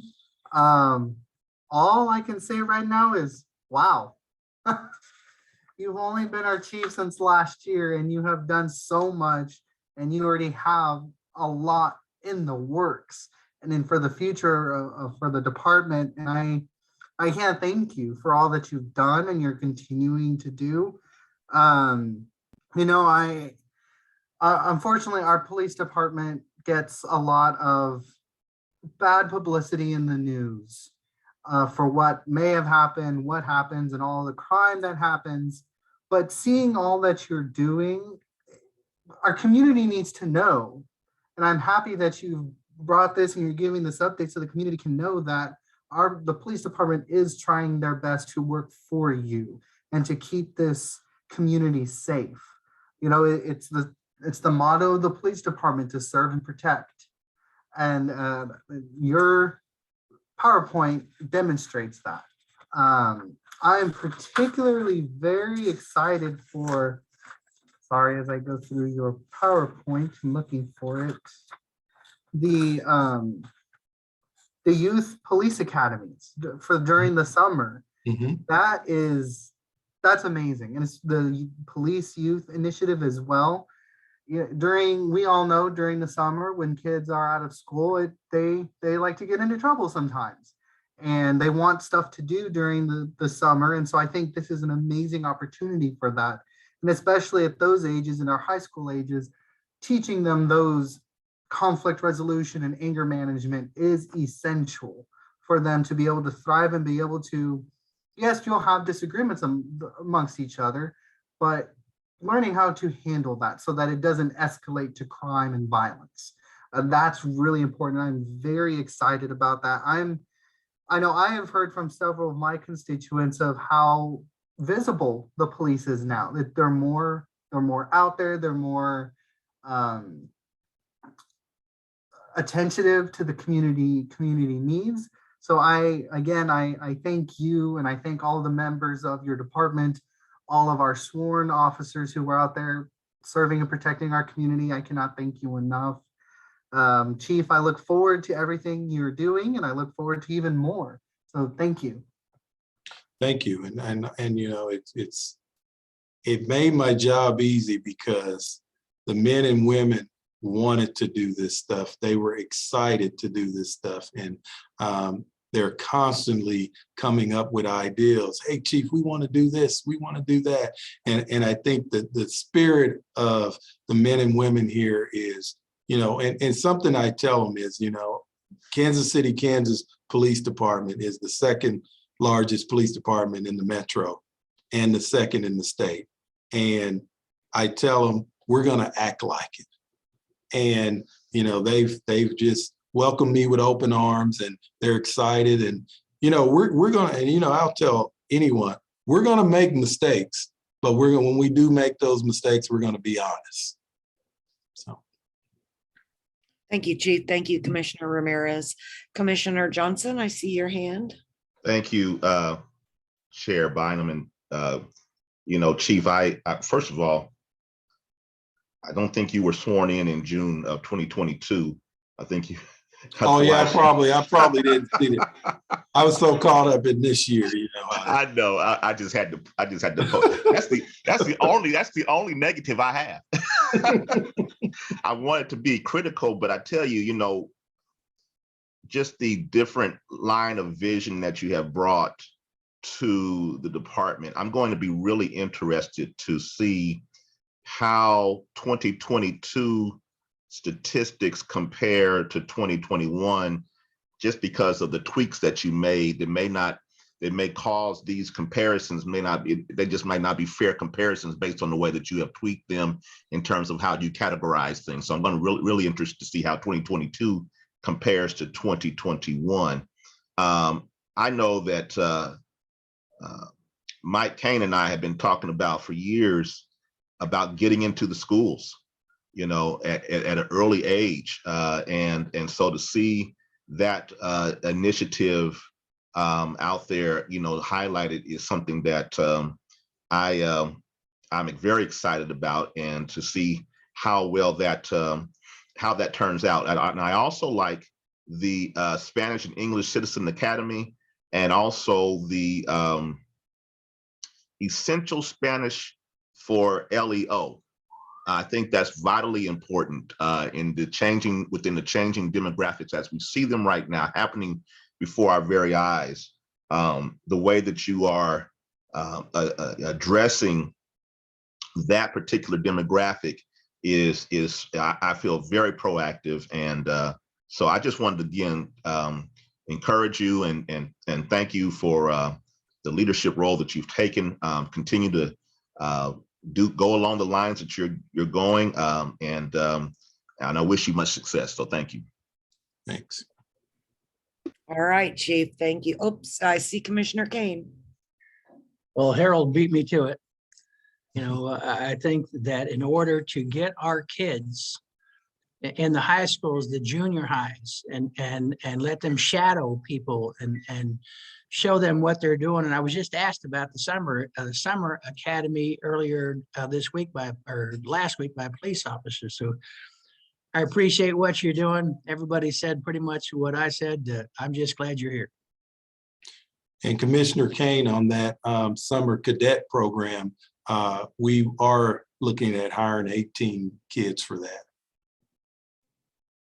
18 kids from Wyandotte County, right? Oh yeah, they have to come from Wyandotte County. Thank you, sir. Mm-hmm. All right. Thank you very, very much, Chief Oakman. Again, please come see us again soon, but I do appreciate the report. Thank you. All right. Obviously, that was an information only item. And the last item is the blue sheet item, a request for approval to submit Mid-America Regional Council grants for the 25-26 federal fiscal year. And Jeff Fisher is still with us. And Jeff, go ahead and present these grant items for us, please. Okay, thank you. Troy Shaw is also, he's going to do the majority of this, but I'll introduce him. You may know Mark runs these opportunities every 2 years, and so it's that time of year. And so Troy's going to show you a presentation and a list of projects that have been scored and ranked, and then we hope to get some direction from the standing committee on how to move forward, what projects to go with. Troy? Yep, thanks, Jeff. This is Troy Shaw, County Engineer. I'm gonna share my screen.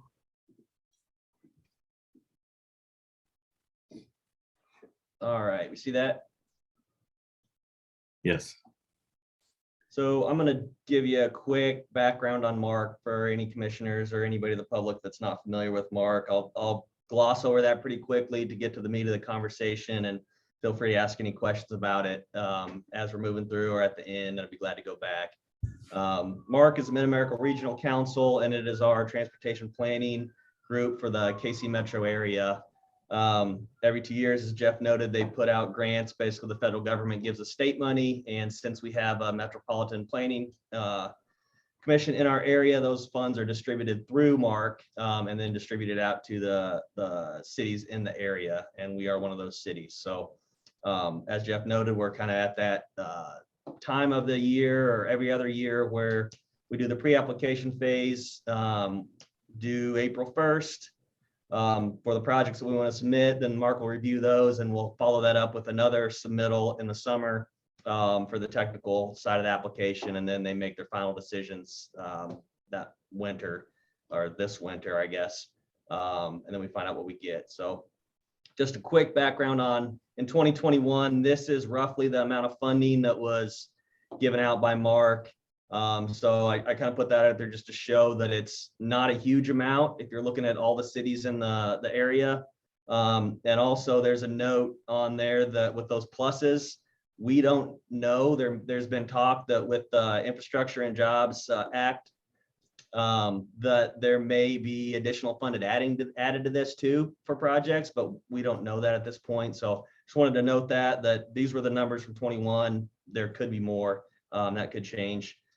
Typically, Mark advertises projects as a 80-20 match, 80% federal, 20% local match. However, on top of that, there are other costs to consider.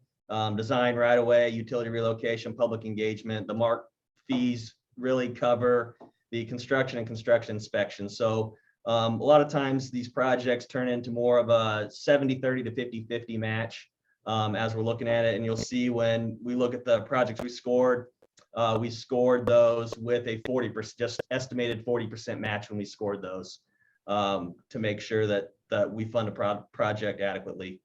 As we noted, this is getting ready to be phase 1. April 1st is the deadline to submit. Then phase 2 this summer. If the initial applications make it through the screening process and through the committee and score well enough, they'll move on to the second phase.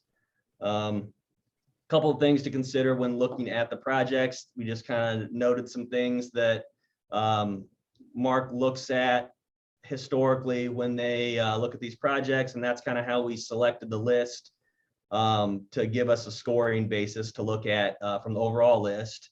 And as we noted, this is an overall list. However, I will note, thanks to Mr. Murray, Central Avenue Bridge is not on here. That kind of leads to the point of the major bridge structures that are not on this list because they are not possible to fund with the funding that Mark puts out right now for this grant. Now, those are being looked at for other grants.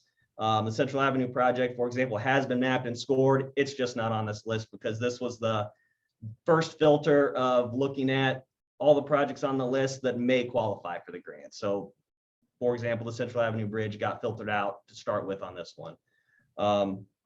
So here's the meat of what we're going to talk about. So these are the projects that came out of that list that qualified based on the criteria that I noted a few slides ago that Mark typically looks at that would fit the best in.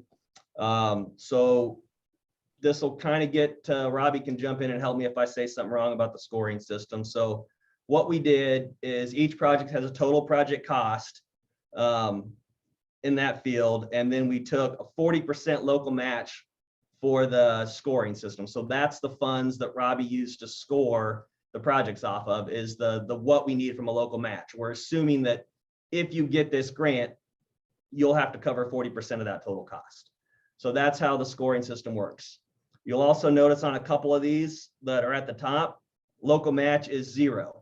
That's not necessarily true. However, both of these two projects already have funding currently funded in the UG's budget. So what we said here is if we can take existing projects that we already have and expand on the scope of those projects, make them better, longer, bigger projects, and utilize the funding that's already in the budget, we wouldn't be increasing the funds needed to fund projects in the future. And we could get more funding to do these projects and make them bigger and do more. So if you have questions about how that works and how our mindset worked, come up with that. That's just how those ended up there. They're projects that were there and we already had projects in the area. So it made sense to put them there. Another thing you'll look at on this is are these projects scalable? Mark likes to ask that question, which basically means, let's take this Leavenworth Road one, for example, $17.5 million. Let's say they don't want to give us $17.5 million minus our match. So let's say they only have 5 million they can give us for that. But we already have some money in the budget plus that 5 million. This project's scalable from what it shows here. We can cut blocks off and still do the project. It just won't be as big as it was. So when we put these out, we noted the full project cost because that's where we started with. So that's kind of where that goes. This is to the question earlier about local master plans. Commissioner Ramirez was asking, we are looking at that when we look at if they're funded. That's one of the criteria that Mark will ask for, along with if it's in their 2050 plan. And that helps get points with the project too, if it's already in one of our local master plans. So Mark does consider that. And we looked at that, and Gunnar Hand, our planning director, helped just make sure we had help us fill that category out. So this is the scoring system. These are in the order they scored, and I will say they score relative to each other. If you want more information on that one, Robbie's going to have to explain it because he's a lot smarter than I am. So basically what that means is if we took a whole nother set of projects and put this one project with those, they may have it may not be 4.01 as the score. It may have a whole different number because it's scored relative to the project set it's with, which is why we wanted to reduce the projects to ones that seem to be eligible for Mark funding to score against each other and not score against every project in the whole city.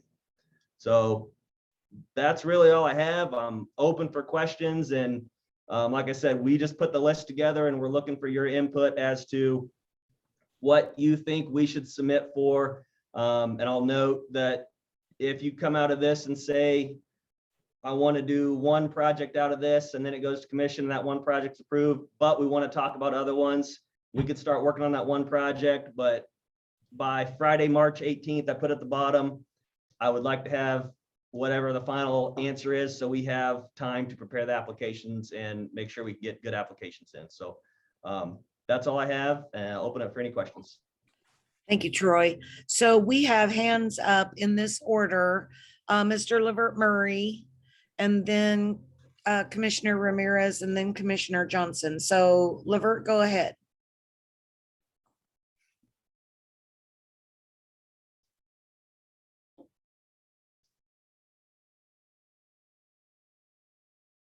And I think we've lost Levert now. Just needs to unmute himself. Oh, there you are. Go ahead and unmute. Okay, I'm now off mute. Thank you. Troy, you indicated that the Central Avenue Bridge would not qualify for these funds. What causes it not to qualify, if I might ask? I mean, just to start with, it would be, that's a $60 million replacement, and the maximum funds that we have, I noted earlier previously, were nowhere near that. So that's the main reason that we would start with. And then if you also look at the criteria that Mark looks at, it doesn't fit a lot of the criteria that they focus on for this grant specifically. So that's where we got to that answer. This is Jeff Fisher, if I might jump in. Levert, we have the Central Avenue Bridge, and then we have Cesar Chavez Bridge, two major structures. And those are typically going to be an infra grant or a build grant. They're just the size of those projects, as Troy indicated, with the limited dollars in this program. You'll typically see these types of projects that are on the screen now. And so we would recommend that if the commission wants to pursue federal dollars for Central Avenue Bridge replacement, then we would want to look at build or infra grants. Yeah, and of course, as I indicated, we were talking with the feds about a number of grant sources, but didn't want to get and advance this project only to find that we've not listed it as a priority concern. And because of that, it's turned down. So that's why I continue to bring it up. Sure, understood. Thank you, Lavert. And I would agree, that in some way, shape, or form on some list, we do need to see actually both those bridges, Jeff. We can cuss and discuss, but I think the commission believes the bridges are important. Commissioner Ramirez, go ahead. Thank you, Commissioner Bynum. Correct me if I'm wrong, staff and Jeff. I think this is the first time I've gone through this, correct? It is, yes. Okay. Troy, if you could go to I believe it's the second slide that talks about the overall funding overview. Could you, since this is my first time going through this, can you describe what those funding sources are and what those grants are and what they do? I will do my best. So the STBG, that they've changed the name recently. It used to be the STP, so it's Surface Transportation Block Grant, I believe, is what it is now. So this is probably the one. I'll give you examples like Leavenworth Road right now that's under construction. I believe these funds came from the previous version of this account. So that's the type of project we're looking for here. Transportation alternative. Those could be, as it states, alternative types of transportation, not necessarily vehicular transportation. So usually a little smaller. Sometimes you can get like safe routes to school projects out of that one. Then the CMAC is congestion mitigation. Oh, Gunnar would know what that one is. But it's also, you could do like the bike share projects could come out of that one. Other projects similar to that. So I don't know if that helps, but that's a quick overview of kind of what those pots of money are. Okay, thank you. Yes, that does help a lot, because I know former Commissioner Phil Bruck, always made sure to ask staff to break down and break apart the acronym so that people would understand. And so especially since this was my first time going through this, I definitely wanted to make sure what did what. So that does answer my question. So thank you, Troy. Sure. Troy, on that screen, those dollar amounts, is that the total funding pool or the amount that we might be able to receive? That was the total from 2021. Okay. Like I said, we don't know if they're sorry. going to add more, but that was the numbers from 21. And so we may win, for example, when we acquired the Leavenworth Road reconstruction money, we won the grant, correct? Correct. Okay, thank you. Commissioner Johnson? Thank you, Chair. Troy, can you take me back to the scoring page? I just want to get a point of clarity here. I heard you say that we score those relative to each other as opposed to the entire list. Did I understand that correctly? Yes, that is correct. And if you want more, I'm pretty sure Robbie's still on this call and he could explain that a lot better than me since he developed the system as to how that works. So I just know that if you add another project in there, it changes the scoring. Right. Because they're all scored next to each other. We're scored next to each other. So I guess the question that I had is then, if I understand that process, but then it sounds like we have to, well, you all determine which projects of the eligible projects best make sense based on the criteria that Mid-America Regional Council has put out there. And then once that is done, then we score it next to each other. Is that correct? Correct. Yeah. So, and the reason we do that is because we can put, and I'm sure Robbie has this, a score for every project, but what the general score is the score with these numbers only. So if we're scoring it with these numbers, it's going to be different than scoring it with these. And when we get a grant opportunity, we have to rescore it with what would be the city's responsibility for cost if we were to get the grant, which turns it to these numbers instead of Okay. these. So that's why we have to do it for every grant, we have to rescore it. So then to bring my thought hopefully full circle, there could be projects out on the list that could potentially score higher than the ones that are reflected on this particular list. I might be getting and I don't like getting, me and Commissioner Bynum, you know that I don't like to get too far down into the weeds because I get stuck. If I could speak to that, Commissioner, we're interested in scoring these based off of the delta in the cost of the project if we won the grant. And since only a certain number of the projects are eligible for this, it really only modifies that input factor for that list of projects.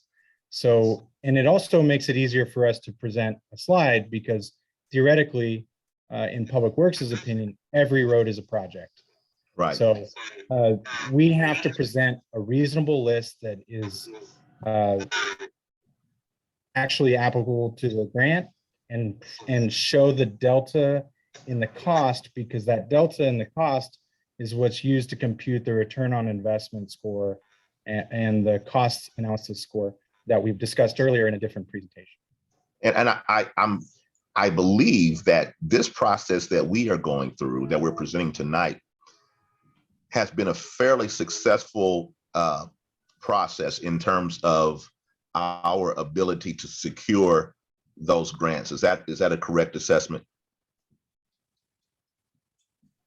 I think, and Robbie, you can correct me if I'm wrong, I'm not sure when it was built, but I'm pretty sure this is actually the first full implementation of the whole scoring system for the grant application process. Okay. I think we roughly used it when we first did, because it was 2 years ago for the MARC grants. Yeah. So I think it was generally used as a, hey, here's what we got and here's kind of how these score, but it wasn't as refined as this at that point. Okay, well, but it worked though. So yeah, I'll pull back on that. I see other hands up and I'll yield the floor. Thank you, Chair. Thank you, Commissioner. Let's go with Commissioner Markley. Thank you, Commissioner Bynum. So I'm excited to see some projects on this list that have long been discussed by this commission. So my question is, I know with some other grants, well, we were just talking about that last set that went through a full commission and whether we should apply for 1 or 2 or 5 or how many we were allowed to apply for. Is there a limit on how many we can apply for, and should we be, narrowing this down, or can we apply for the whole slate, or are there advantages and disadvantages to handling the length of our list? Technically, you could apply for as many as you wanted.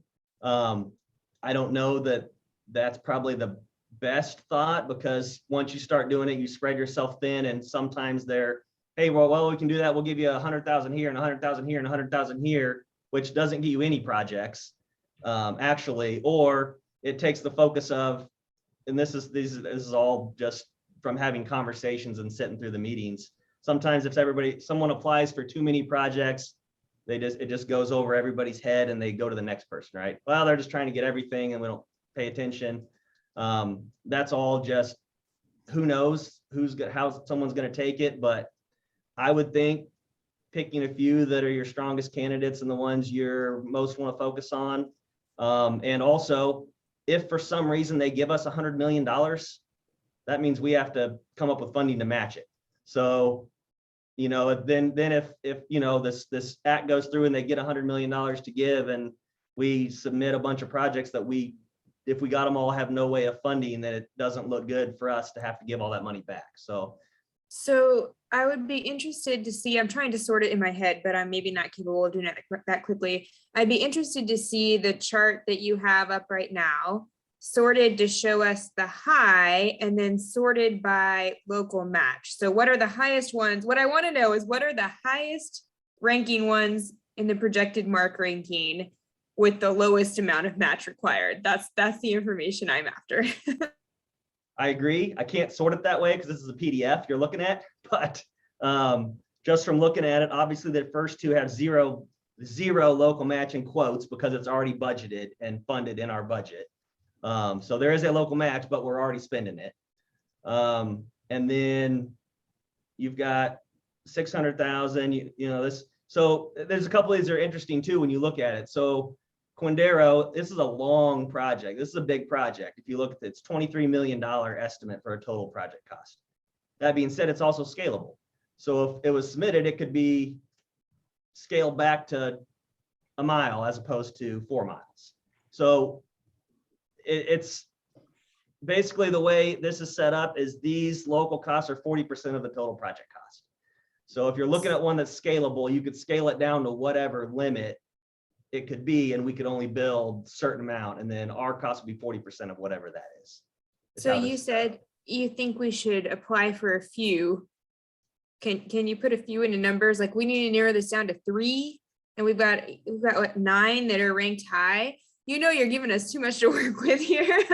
Yeah, so I'll say, so historically, I'm trying to think, we've gotten 3-ish projects a year roughly in and out of this. Some of them are really like small ones, like, so we could, for example, Safe Routes to Schools in here.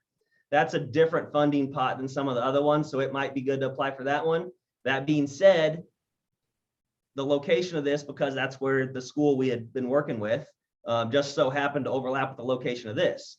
So that could be a good or a bad. Maybe you get them both. It's 2 pots of money, so you can reduce the funding from one, which could add money to another project somewhere else. So there's a lot of games that Mark plays when they start looking at how they put funding to different cities.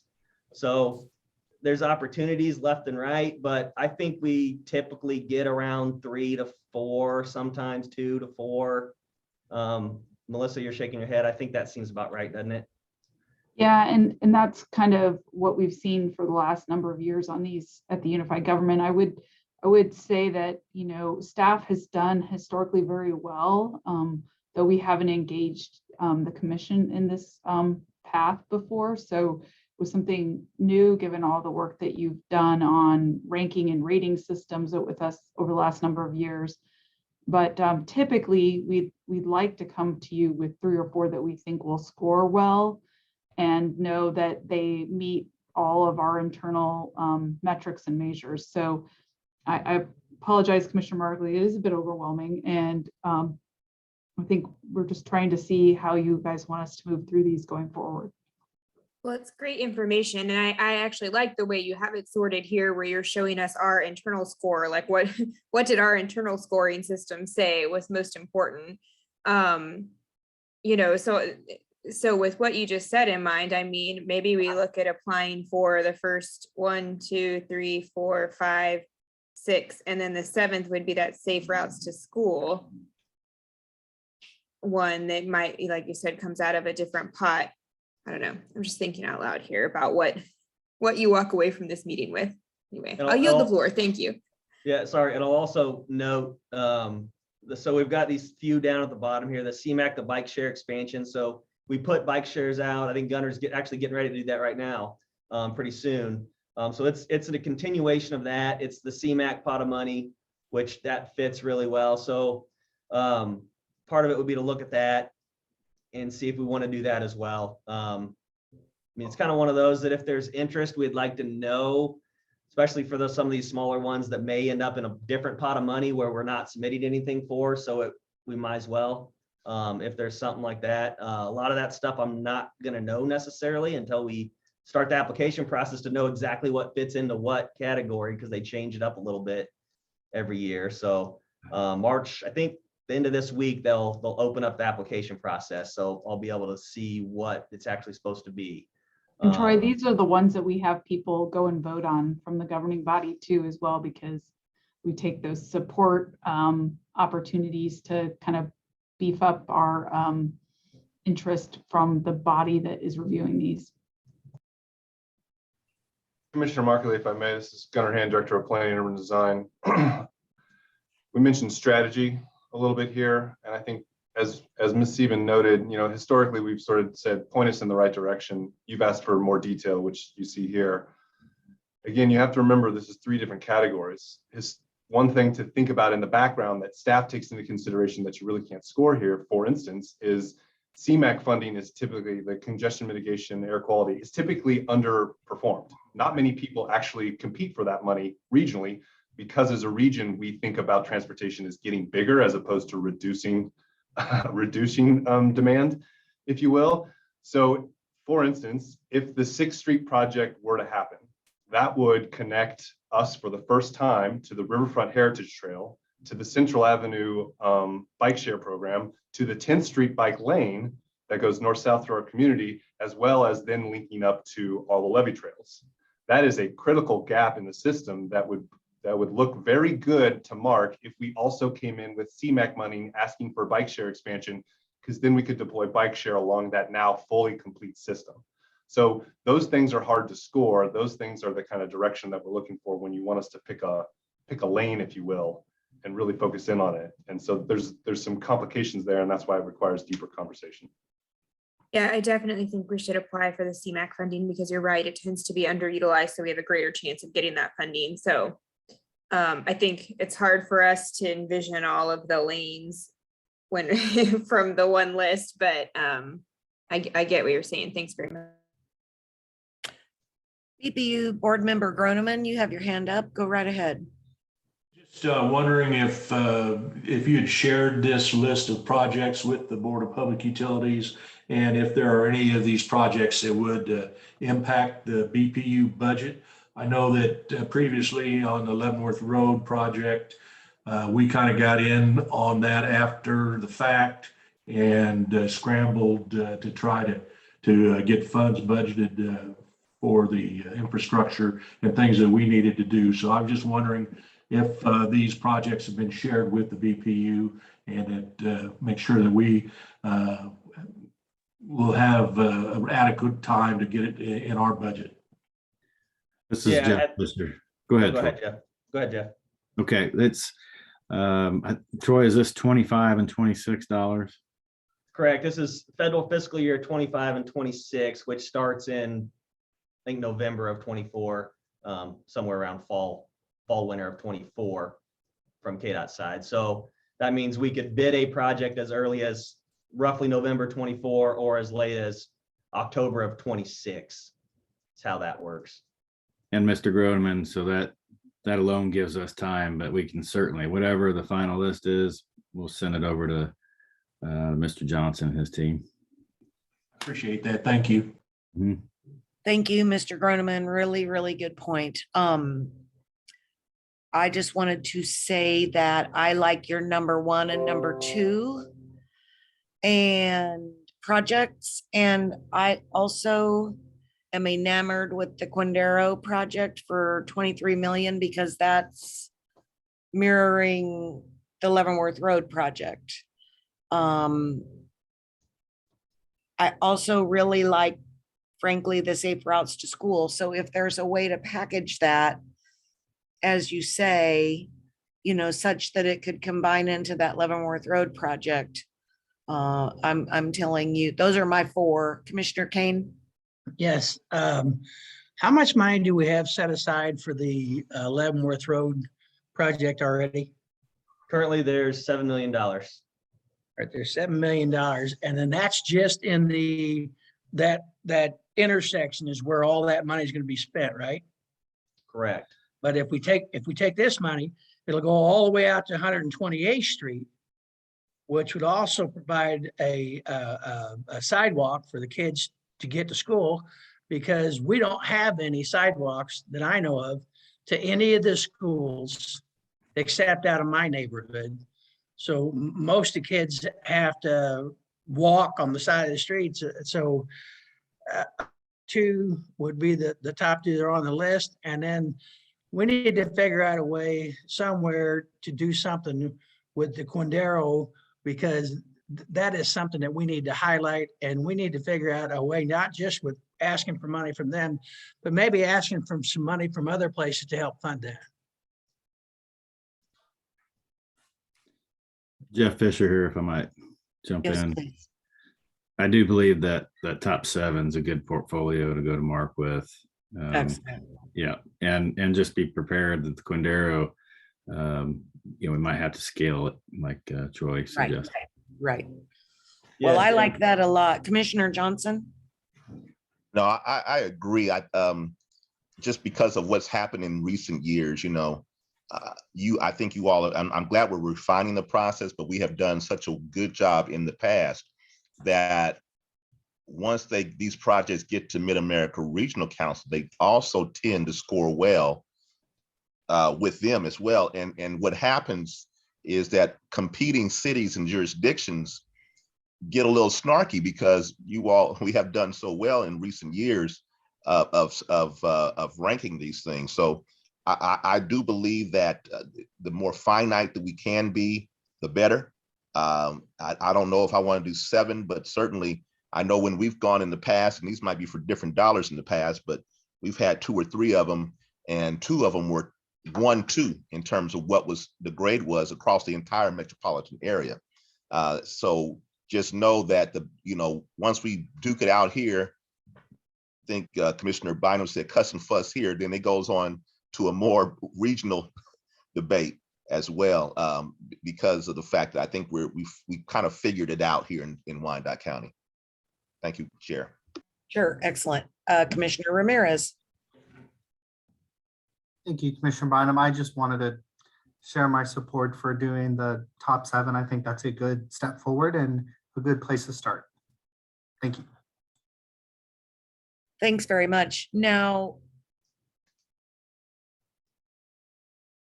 this is a voting item, Jeff. So,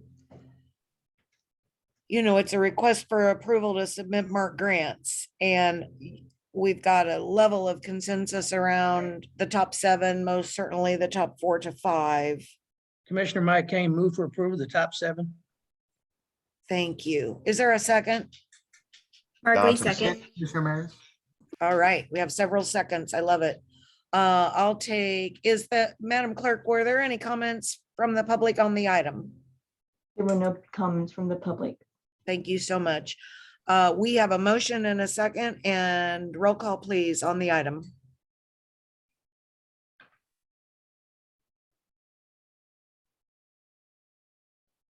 Roll call, Groneman, Aye. Kane, Aye. Markley, Aye.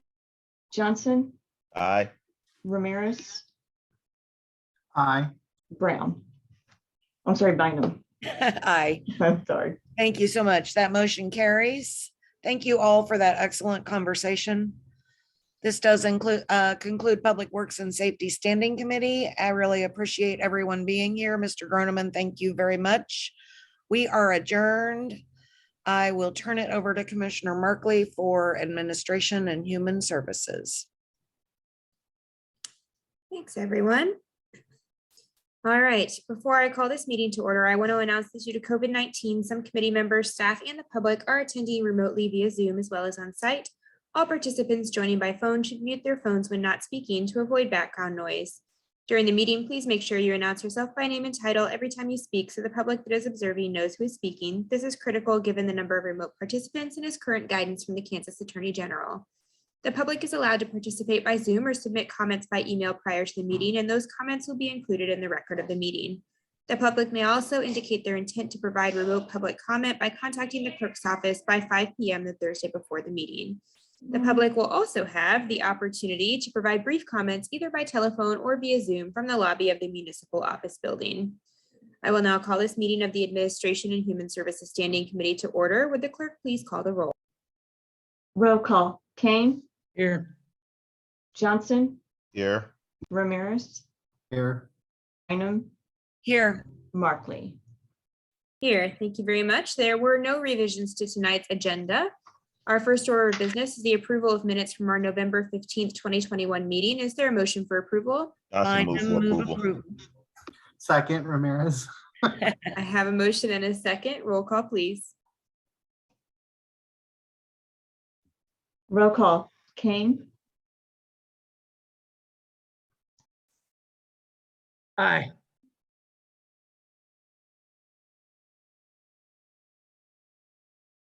Johnson, Aye. Ramirez, Aye. Bynum, Aye. Markley. Aye, thank you. All right, item number 1 is a resolution reallocating $400,000 in funding from public facility projects in the Park Drive Neighborhood Revitalization Strategy area to the county's only domestic violence shelter. Wilba Miller is here to present. Welcome, Wilba. Thank you, Commissioner. Thank you. Good evening, everyone. We had set aside $570,000 to the Park Drive Neighborhood Revitalization Strategy area last year during the budget process. We got word from the domestic violence shelter that they needed a roof badly. The facility provides critical and sometimes life-saving services to one of the county's most vulnerable populations. Out of the 570, after we take out 400,000 for the roof, the remaining 170 would be budgeted to in the same project, the NRSA project, to be used to install a new disc golf course at City Park. We're asking for the standing committee to forward this for a public hearing on March the 31st. During that time, we'll have a 30-day comment period for the public, and then a resolution and approval of the amendment on March the 31st also.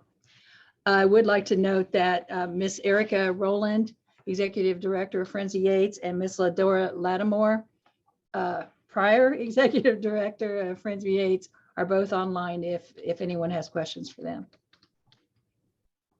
Thank you, Wilba. Commissioner Bynum. I only have one question, Wilba, and because it's you and you know the book inside and out, is it feasible and possible? Is it allowable to divert, if you will, the NRSA money? Yes, ma'am. We actually every year went through the budget process to set aside a certain amount of money and for public facilities and improvements. With this amendment, we will go into the HUD system and say, this is still a public facility and improvement. It's just, for a domestic violence shelter, which will be looked upon very gladly from HUD. Sure. They want to make sure that, especially now during the COVID pandemic and all the other funds that they've set aside, that we're using our regular CDBG funds to help this shelter. Thank you very much. I would move approval. I do have one more question from Commissioner Johnson. Thank you, Chair. Wilba, what is the total cost on the replacement? The roof, we're estimating less than 400,000, but we wanted to make sure that we had enough because of all the construction, increases that we've been receiving. We don't believe that the disc golf course will take the whole 170, but we will look for other funds if it does exceed the 400,000.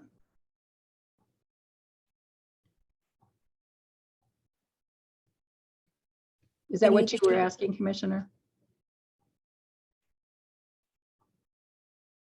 I was waxing so eloquently. Hopefully I can sound as eloquent now with the being unmuted. So if the amount does not come up to $400,000, will those funds be redirected back to the NRSA area?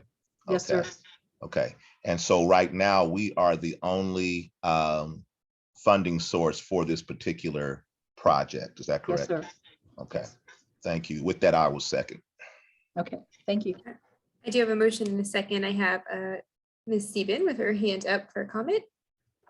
Yeah, I just wanted to state that this was something that came up over the holiday, and Wilba contacted me because she was very concerned that we not miss this opportunity to help these folks. And additionally, because we do have timeliness of expenditure issues that are always seemingly ongoing with our HUD dollars, that this was one that we knew could meet the timeliness deadline.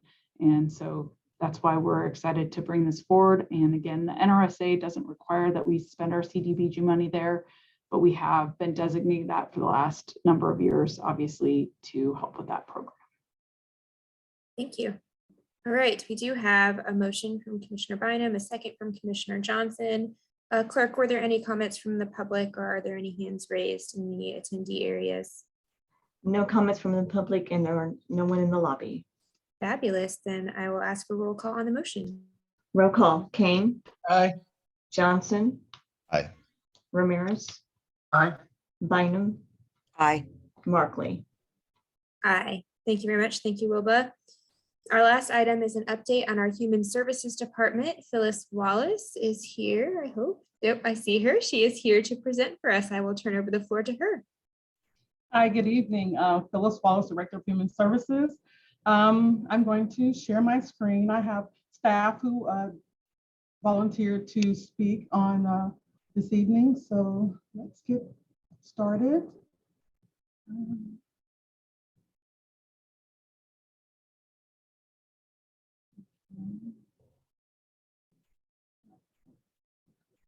Are we seeing the full screen?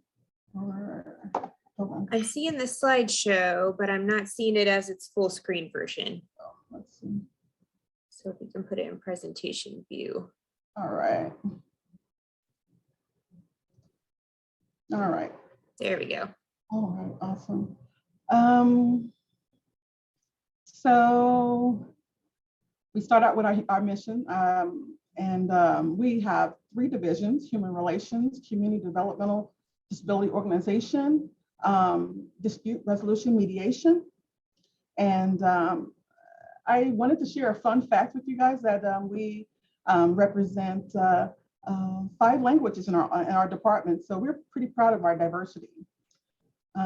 So with that, I will introduce my next speaker, which will be Melissa Fernandez. And she will be discussing with you some just overview of human relations. And then we'll go, she'll introduce the next speaker from there. All righty, Maritza. Good evening, everyone. I hope everyone is doing well. So my name is Marissa Fernandez, and I am a program coordinator here at the Human Services Department. And as Ms. Wallace mentioned, I will be talking to you a little bit about the Human Relations Division. So the Human Relations works to promote ways in which people and communities learn to get along and to safeguard equal opportunity for all. Human relation activities help communities become more harmonious, respectful, and cohesive. Human relations uses the tools of fact-finding, staff training, information sharing, community education, mediation, cultural literacy, a part of our charge as the Advisory Commission on Human Relations and Disability Issues, or for shorter ACHRDI, is to discourage and prevent prejudice, intolerance, bigotry, and discriminating practices against persons of any background.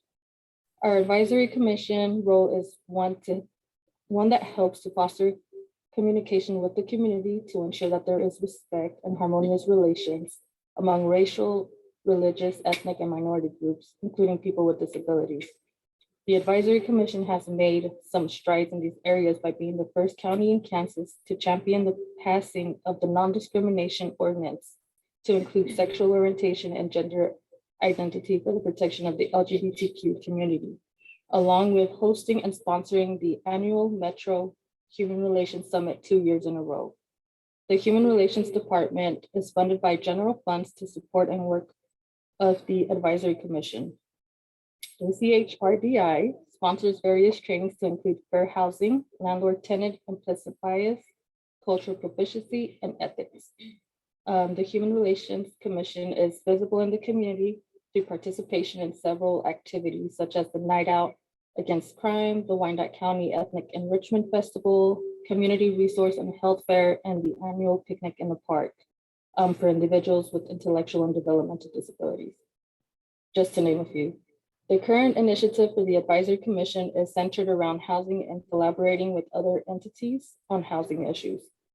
The work of the Human Relations is important work, and that's why it is equally important to have vacancies filled. We have a number of vacancies we hope to have filled soon.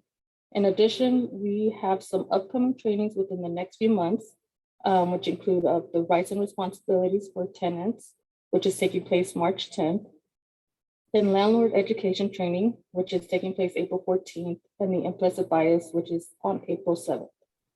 The Human Relations Division provides tenant training and education to empower citizens about their rights.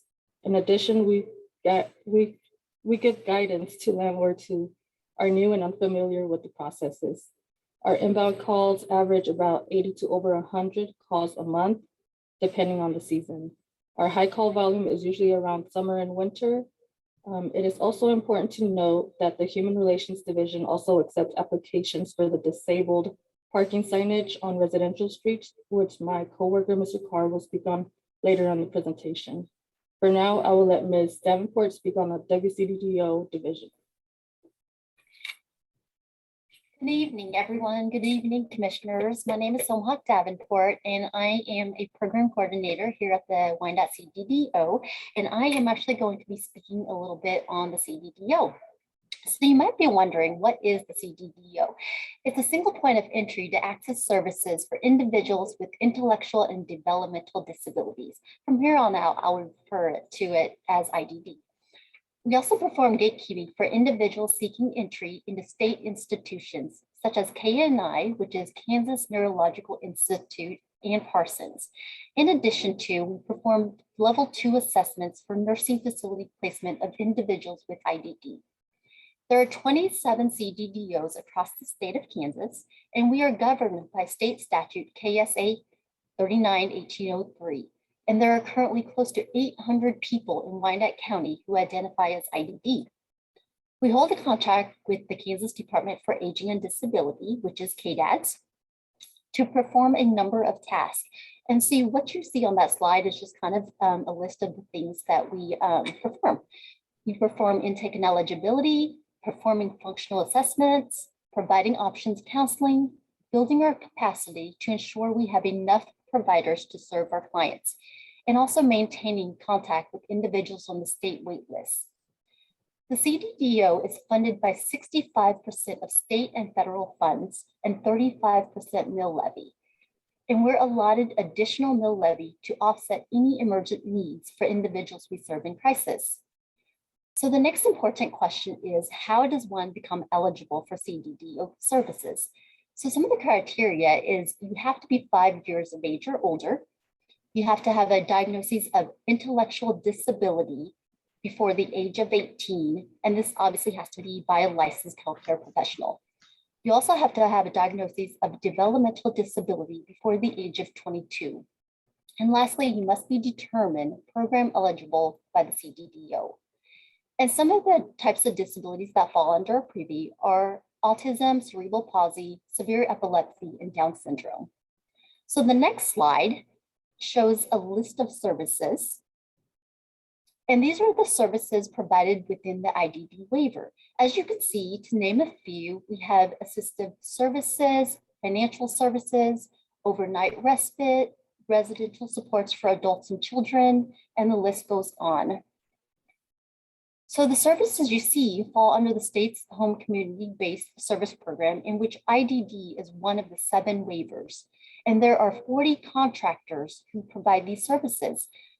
The CDDO only provides oversight of the individual and provider services and ensures services paid for are actually being provided. The average cost of services for an individual on the IDD waiver is about $50,000 annually. So that's a good chunk. The state of Kansas currently has a wait list on these services. And the next slide shows some of the data on the statewide wait list. So it's about 9,100 individuals enrolled in the HCBS program, which is the home community-based service program that I mentioned earlier.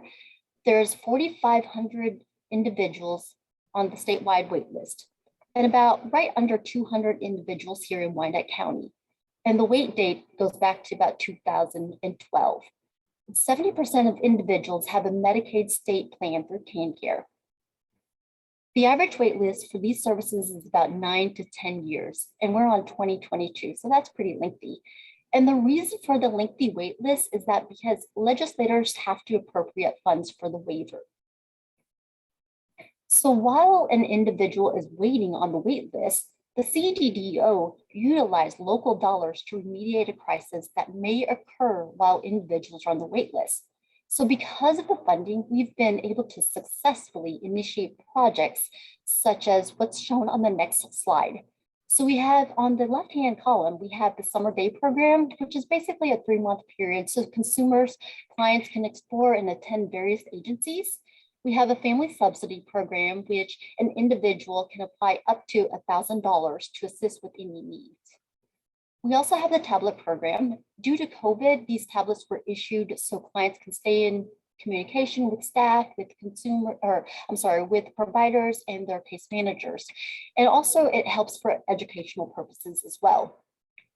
We also have a great grant program, and they pay for services such as medical supplies, therapy, transportation, Special Olympics, just to name a few. And right now, I just want to take a moment to really just thank the Board of the Commission for understanding the importance of funding for our most vulnerable populations. So I just want to really say thank you, thank you, thank you. I want to also mention that there are 2 required committees within the CDDO community. We have the Council Community Members and Quality Assurance Committee. So these 2 committees consist of volunteers made up of consumers, guardians, and providers, and many more. And they provide cohesive planning, revision of policies, and advocacy. And these projects and these committees help to ensure health, safety, and well-being of our individuals. So on the right-hand side, you'll see some of the things we've done. So beyond our contractual responsibilities, we've also sponsored numerous community events and training. And these trainings have really been there to educate and promote and outreach in the community. Some of the things we've done, we've had annual picnics, which basically brings awareness to the IDD community. And it's for everyone to kind of gather and eat good food and listen to music and have a lot of fun.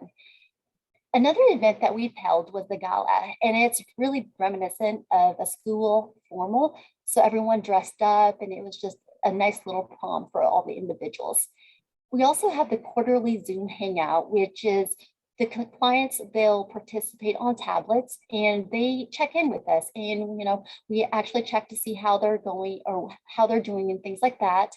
And for example, we had a Halloween party and all the consumers were able to dress in their best Halloween costumes. And we had a little party for them. So that was really fun. So we try to check up on them. We also have a community resource health fair, and that's basically various agencies coming together to provide information on health and legal information, insurance information, and things like that. We've also held the Hats and Gloves Drive at the Willa Gillis Center this past winter, and it was a huge success. We've also done a Project Search program, which we've partnered with the School of Line. And really the goal of that is for students to participate in various internships to really be able to help them obtain employment in the future.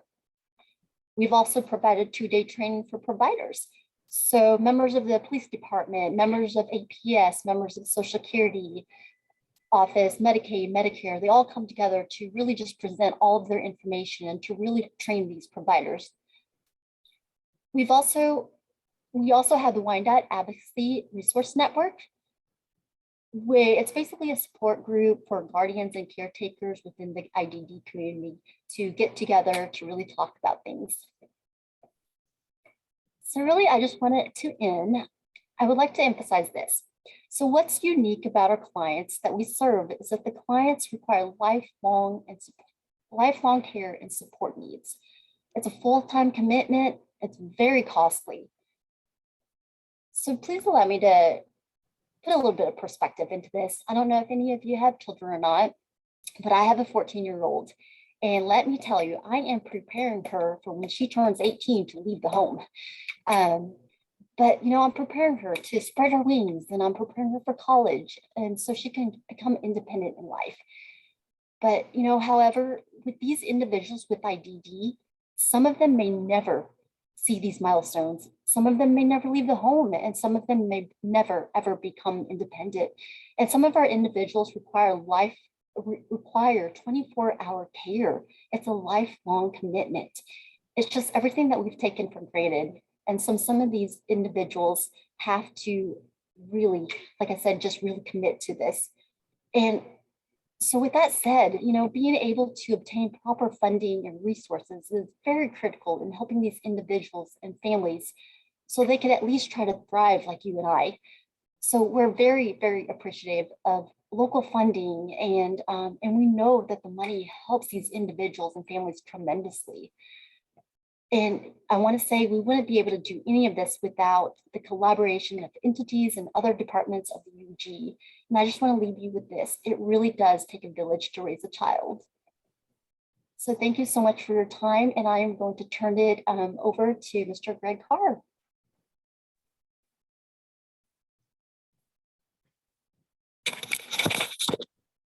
Thank you very much, Samak.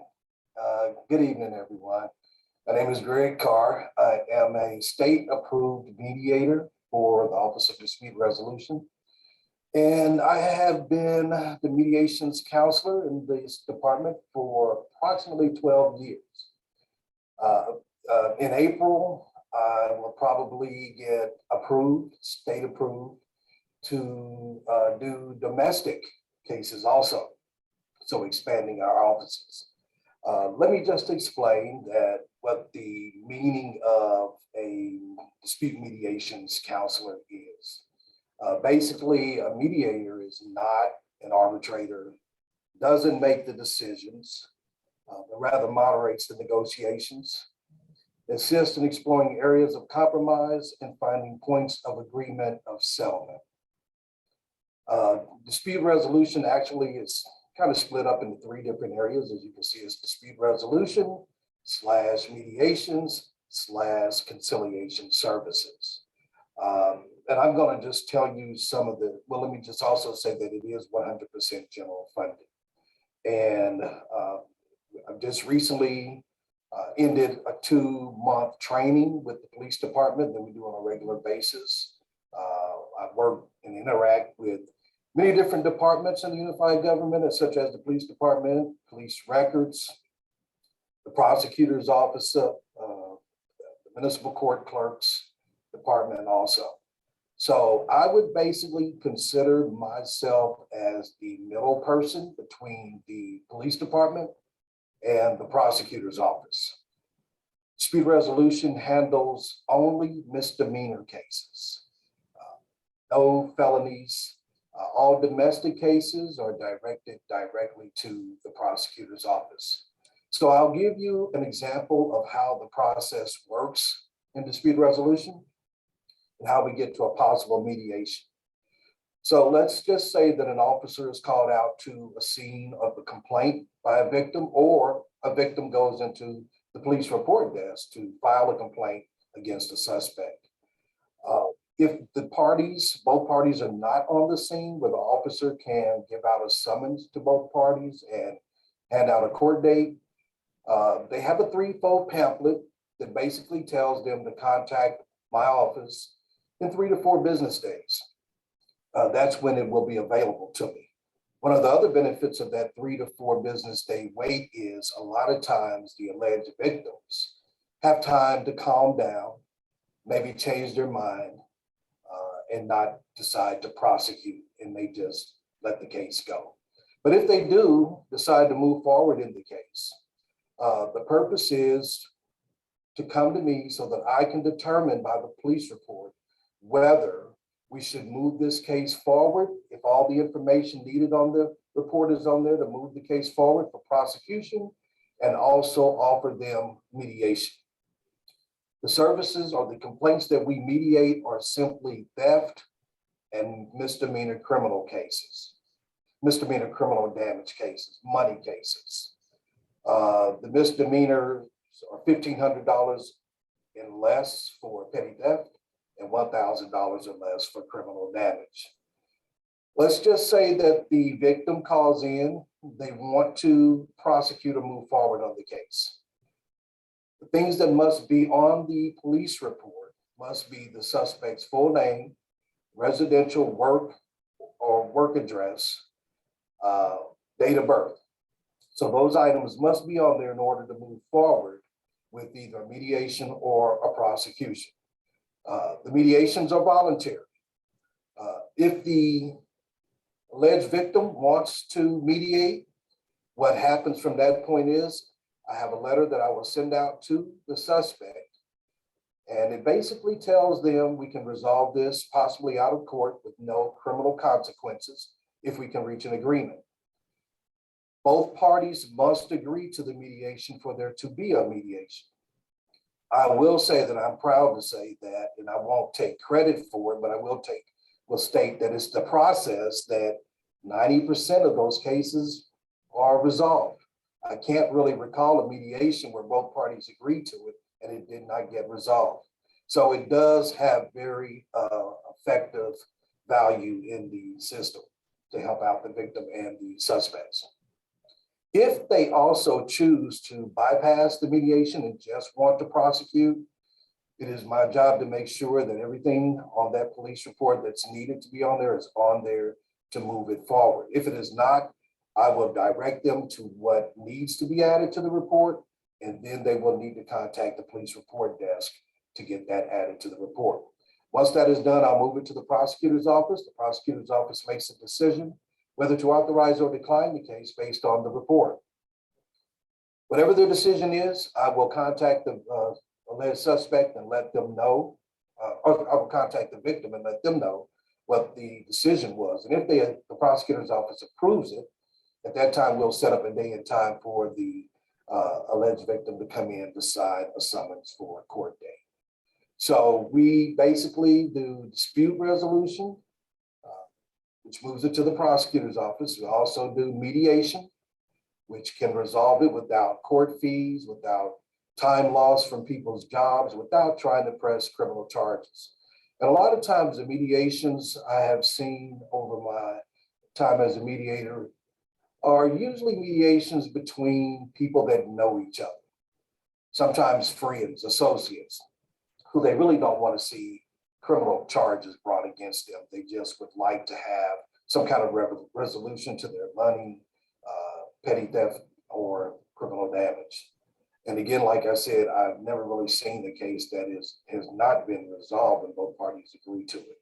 The conciliation part is where the court will contact me and ask me to try to get a resolution for both parties. And at that time, once we get a resolution, and then we will close the case out. It will be put away, filed away, and then no more worries as long as the both parties hold their end up in the agreement. If in the middle of a dispute, one party comes up short and does not continue with their part of the agreement, do let the victim know that at that time they can move forward with further prosecution if they choose to.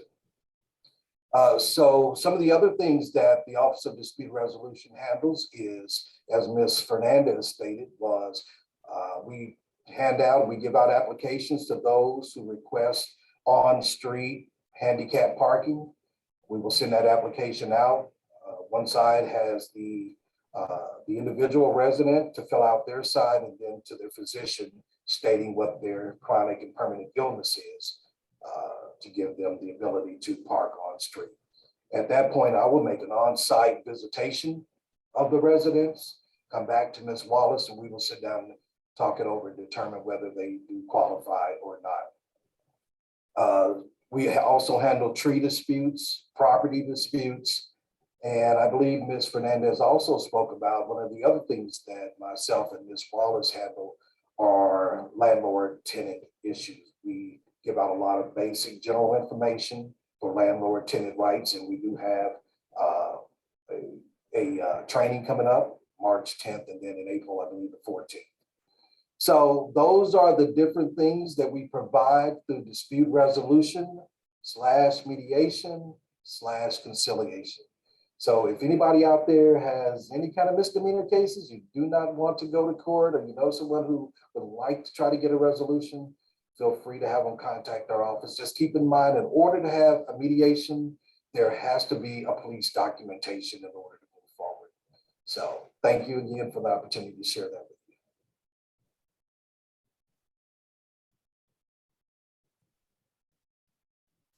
Is that the last speaker? Yes, that's the end of our presentation. If you have any questions. Okay, thanks very much. I want to clarify just a couple of things, and I didn't do a good job of keeping notes on who was saying what when I was writing down my questions. So you'll have to help me out. During discussion about and I will not remember the full name, but the Human Services Committee, there was a comment about needing some appointees. So I just want to circle back to that for the sake of my fellow commissioners, because I believe that meant we have fallen down on the job in making appointees. Is that correct? Go ahead, it's okay. Well, yes, we definitely have some spots to fill. So, but Allie, I believe Allie Porter is the commissioner's liaison. She would know and let everyone know who has an opening and what needs to be filled in that area.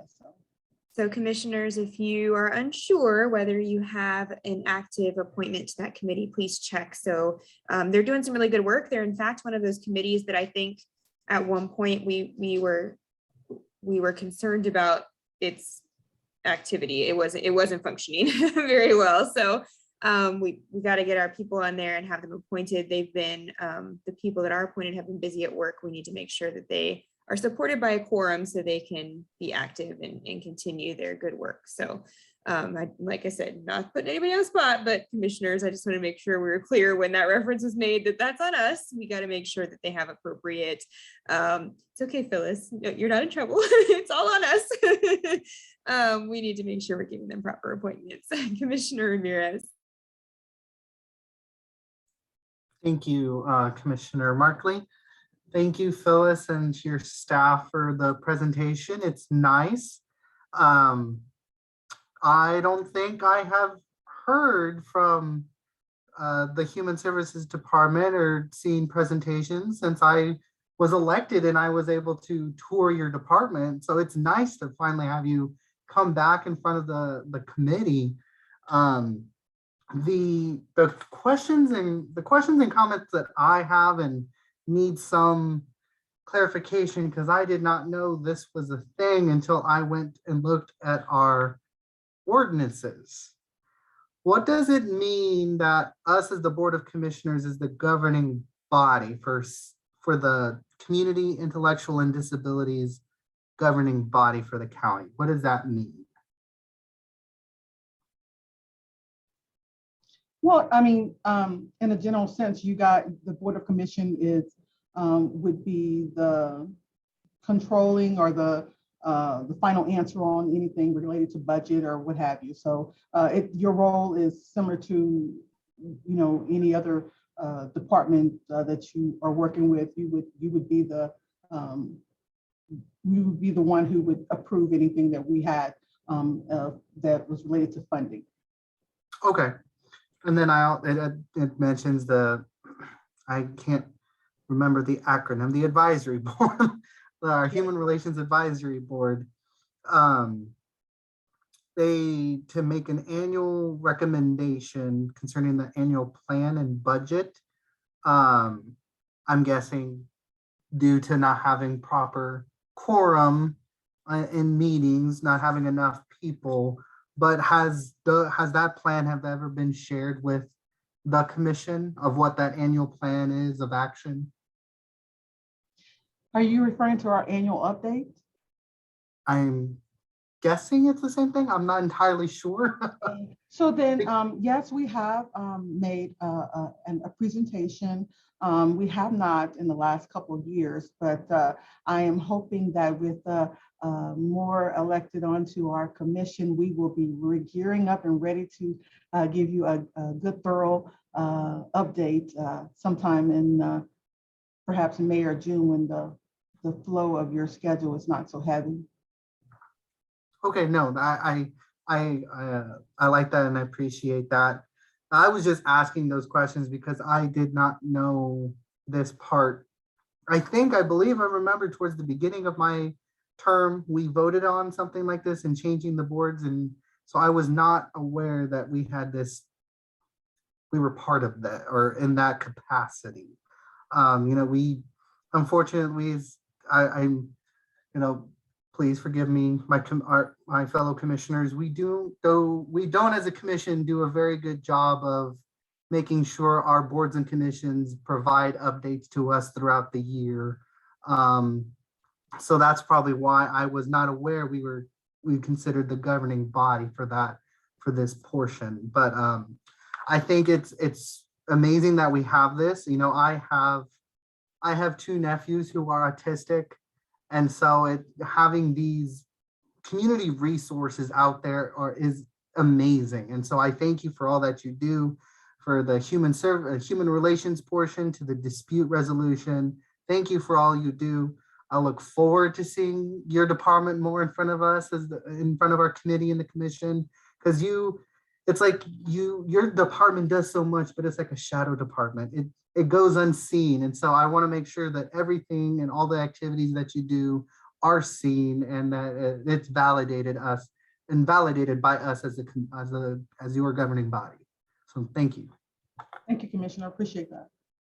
I will say, Commissioner Ramirez, I think, you know, we were aware when we were going through the process of evaluating all of our boards and commissions. Like I said, we were aware that there was a problem with this committee. And at that time also, I think there were maybe like 2 people that were appointed to it, and the commission hadn't appointed the rest of the people.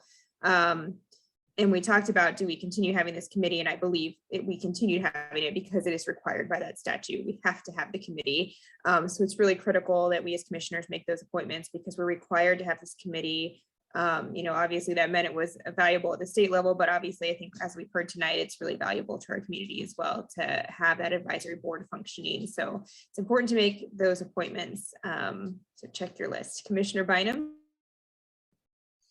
Thank you, Chair Markley. Just a couple of quick comments. Ms. Wallace and your staff, thank you so much. I really appreciate the presentation, and it is a department that we simply don't hear from very often, and you tend to fly under the radar, and that's probably a good thing for you, but it's nice to hear from your employees and the work that you're doing in the community. And just to circle back to Commissioner Ramirez's comment, this is a department that prior to consolidation was a county department. And so it is mill levy funded. And so when us being the governing body is definitely a carryover from you know, pre-consolidation days. This is a county side function, and it's probably still mill levy funded, and I don't want to speak out of turn on that. But at budget time, this comes to us as one of the handful of mill levy funded items, like the aging department, for example. And so we appropriate the funding through that mechanism. And so I just kind of wanted to bring that little bit of background and clarity to that part of the discussion. And just also, I would just ask Allie Porter, if, you know, so that we're not naming names tonight, if there are commissioners who need to make an appointment to this ACH RDI board, that she just reach out and notify those that still have an open appointment to make, because that board has kind of recreated themselves in a pretty amazing way and really wants to work. And they have produced some really good work. So with that, Chair, I will stop. But again, just my thanks to Phyllis Wallace and her team. Thank you. Thank you very much, Commissioner. We appreciate those kind words. Commissioner Ramirez. Yes, thank you, Commissioner Markley. Just a hats off to Allie for keeping track of all our appointments, because that's 10 commissioners and plus the mayor, so the 11 people that she has to keep track of all of our appointments. So thank you for that, Allie. Well, thank you, commissioners. And yes, I was pulling up my list. I won't name names, but there are some vacancies. And obviously, for anybody who's listening, you can find our boards and commissions application on our website. That's a great point. Yeah, if anyone from the public is interested in serving on that committee, you can apply online or contact your commissioner directly. And yes, I second Commissioner Bynum's suggestion that Ali, if you just send out an email to everyone who doesn't have a currently seated appointment, that would be helpful, I think. All right, any other questions or comments? This item obviously is for information only. It was a great presentation. Thank you so much, Phyllis, and your staff. Commissioner, I'm sorry, Go I ahead. did see Go ahead. Bridget Robbins' hand up. Oh, Bridget, go ahead. Thank you, Bridget Cobbins, Assistant County Administrator. Just wanted to thank you, Commissioner Markley, for always allowing each one of the UG departments to come before Administration and Human Services to give an overview. We thought that it was very important from the administrator's perspective to give you an opportunity to see those departments that don't normally come before your body, just to give you an idea as to how many programs we have within the organization. And instead of just reading what the departments do during the budget time, we wanted to make sure every month that we bring a different department before your committee, just to highlight what's actually going on at the department level within the organization. So we definitely want to thank you for supporting that initiative from the administrator's office. And every month we'll have a different department before this body, just so that you can get a good understanding as to what is actually going on within the departments of the organization. Thank you so much. And I do definitely appreciate it. And I think it's very valuable in budget season as we're looking at that budget book to be able to refer back to and think back to these different presentations and to actually know what those offices do and how critical they are to our community. So I definitely support the initiative. Any other questions or comments? Commissioner Ramirez. Sorry, just last, Phyllis, anytime that your department or the advisory commission has an event, please let us know. I would love to participate or just to attend the event. So please let us know. Thank you. Thank you. Yes, we will do that. And you can start by signing up for the March 10th tenant education training that's coming up. You know, it's one thing we enjoy providing the opportunity for the community to be empowered to learn about their rights, but you know, we can offer it all day, but you know, having folks, you know, actually attend is another thing, and just get some value out of it. It's a wonderful training. You know, you get a lot of information, and so if we have folks out there who rent, this training is for you. Again, we'll have the landlord training coming up in April, which is equally a good training and a value to our local landlords out there.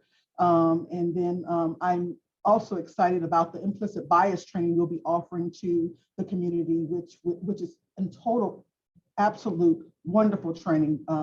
And so just be looking forward to some more information about that. We'll get it out to all of the platforms and make sure everyone is aware, but we will most definitely invite you to any events we have coming up. Thank you, Commissioner Ramirez. Thank you. And I would say if you're a tenant, go to the training before you have a problem. I think a lot of times people wait until things are falling apart and then they go to the training and then they missed opportunities that could have prevented a dispute with their landlord or an issue with their landlord. So if you're thinking of renting or if you're already renting, go to that training now. Keep yourself from having issues down the road instead of waiting until after there's a problem. All right. Any other questions? That was for information only. And that concludes our meeting for the evening. Thank you everyone for your attendance and your attention. We are adjourned.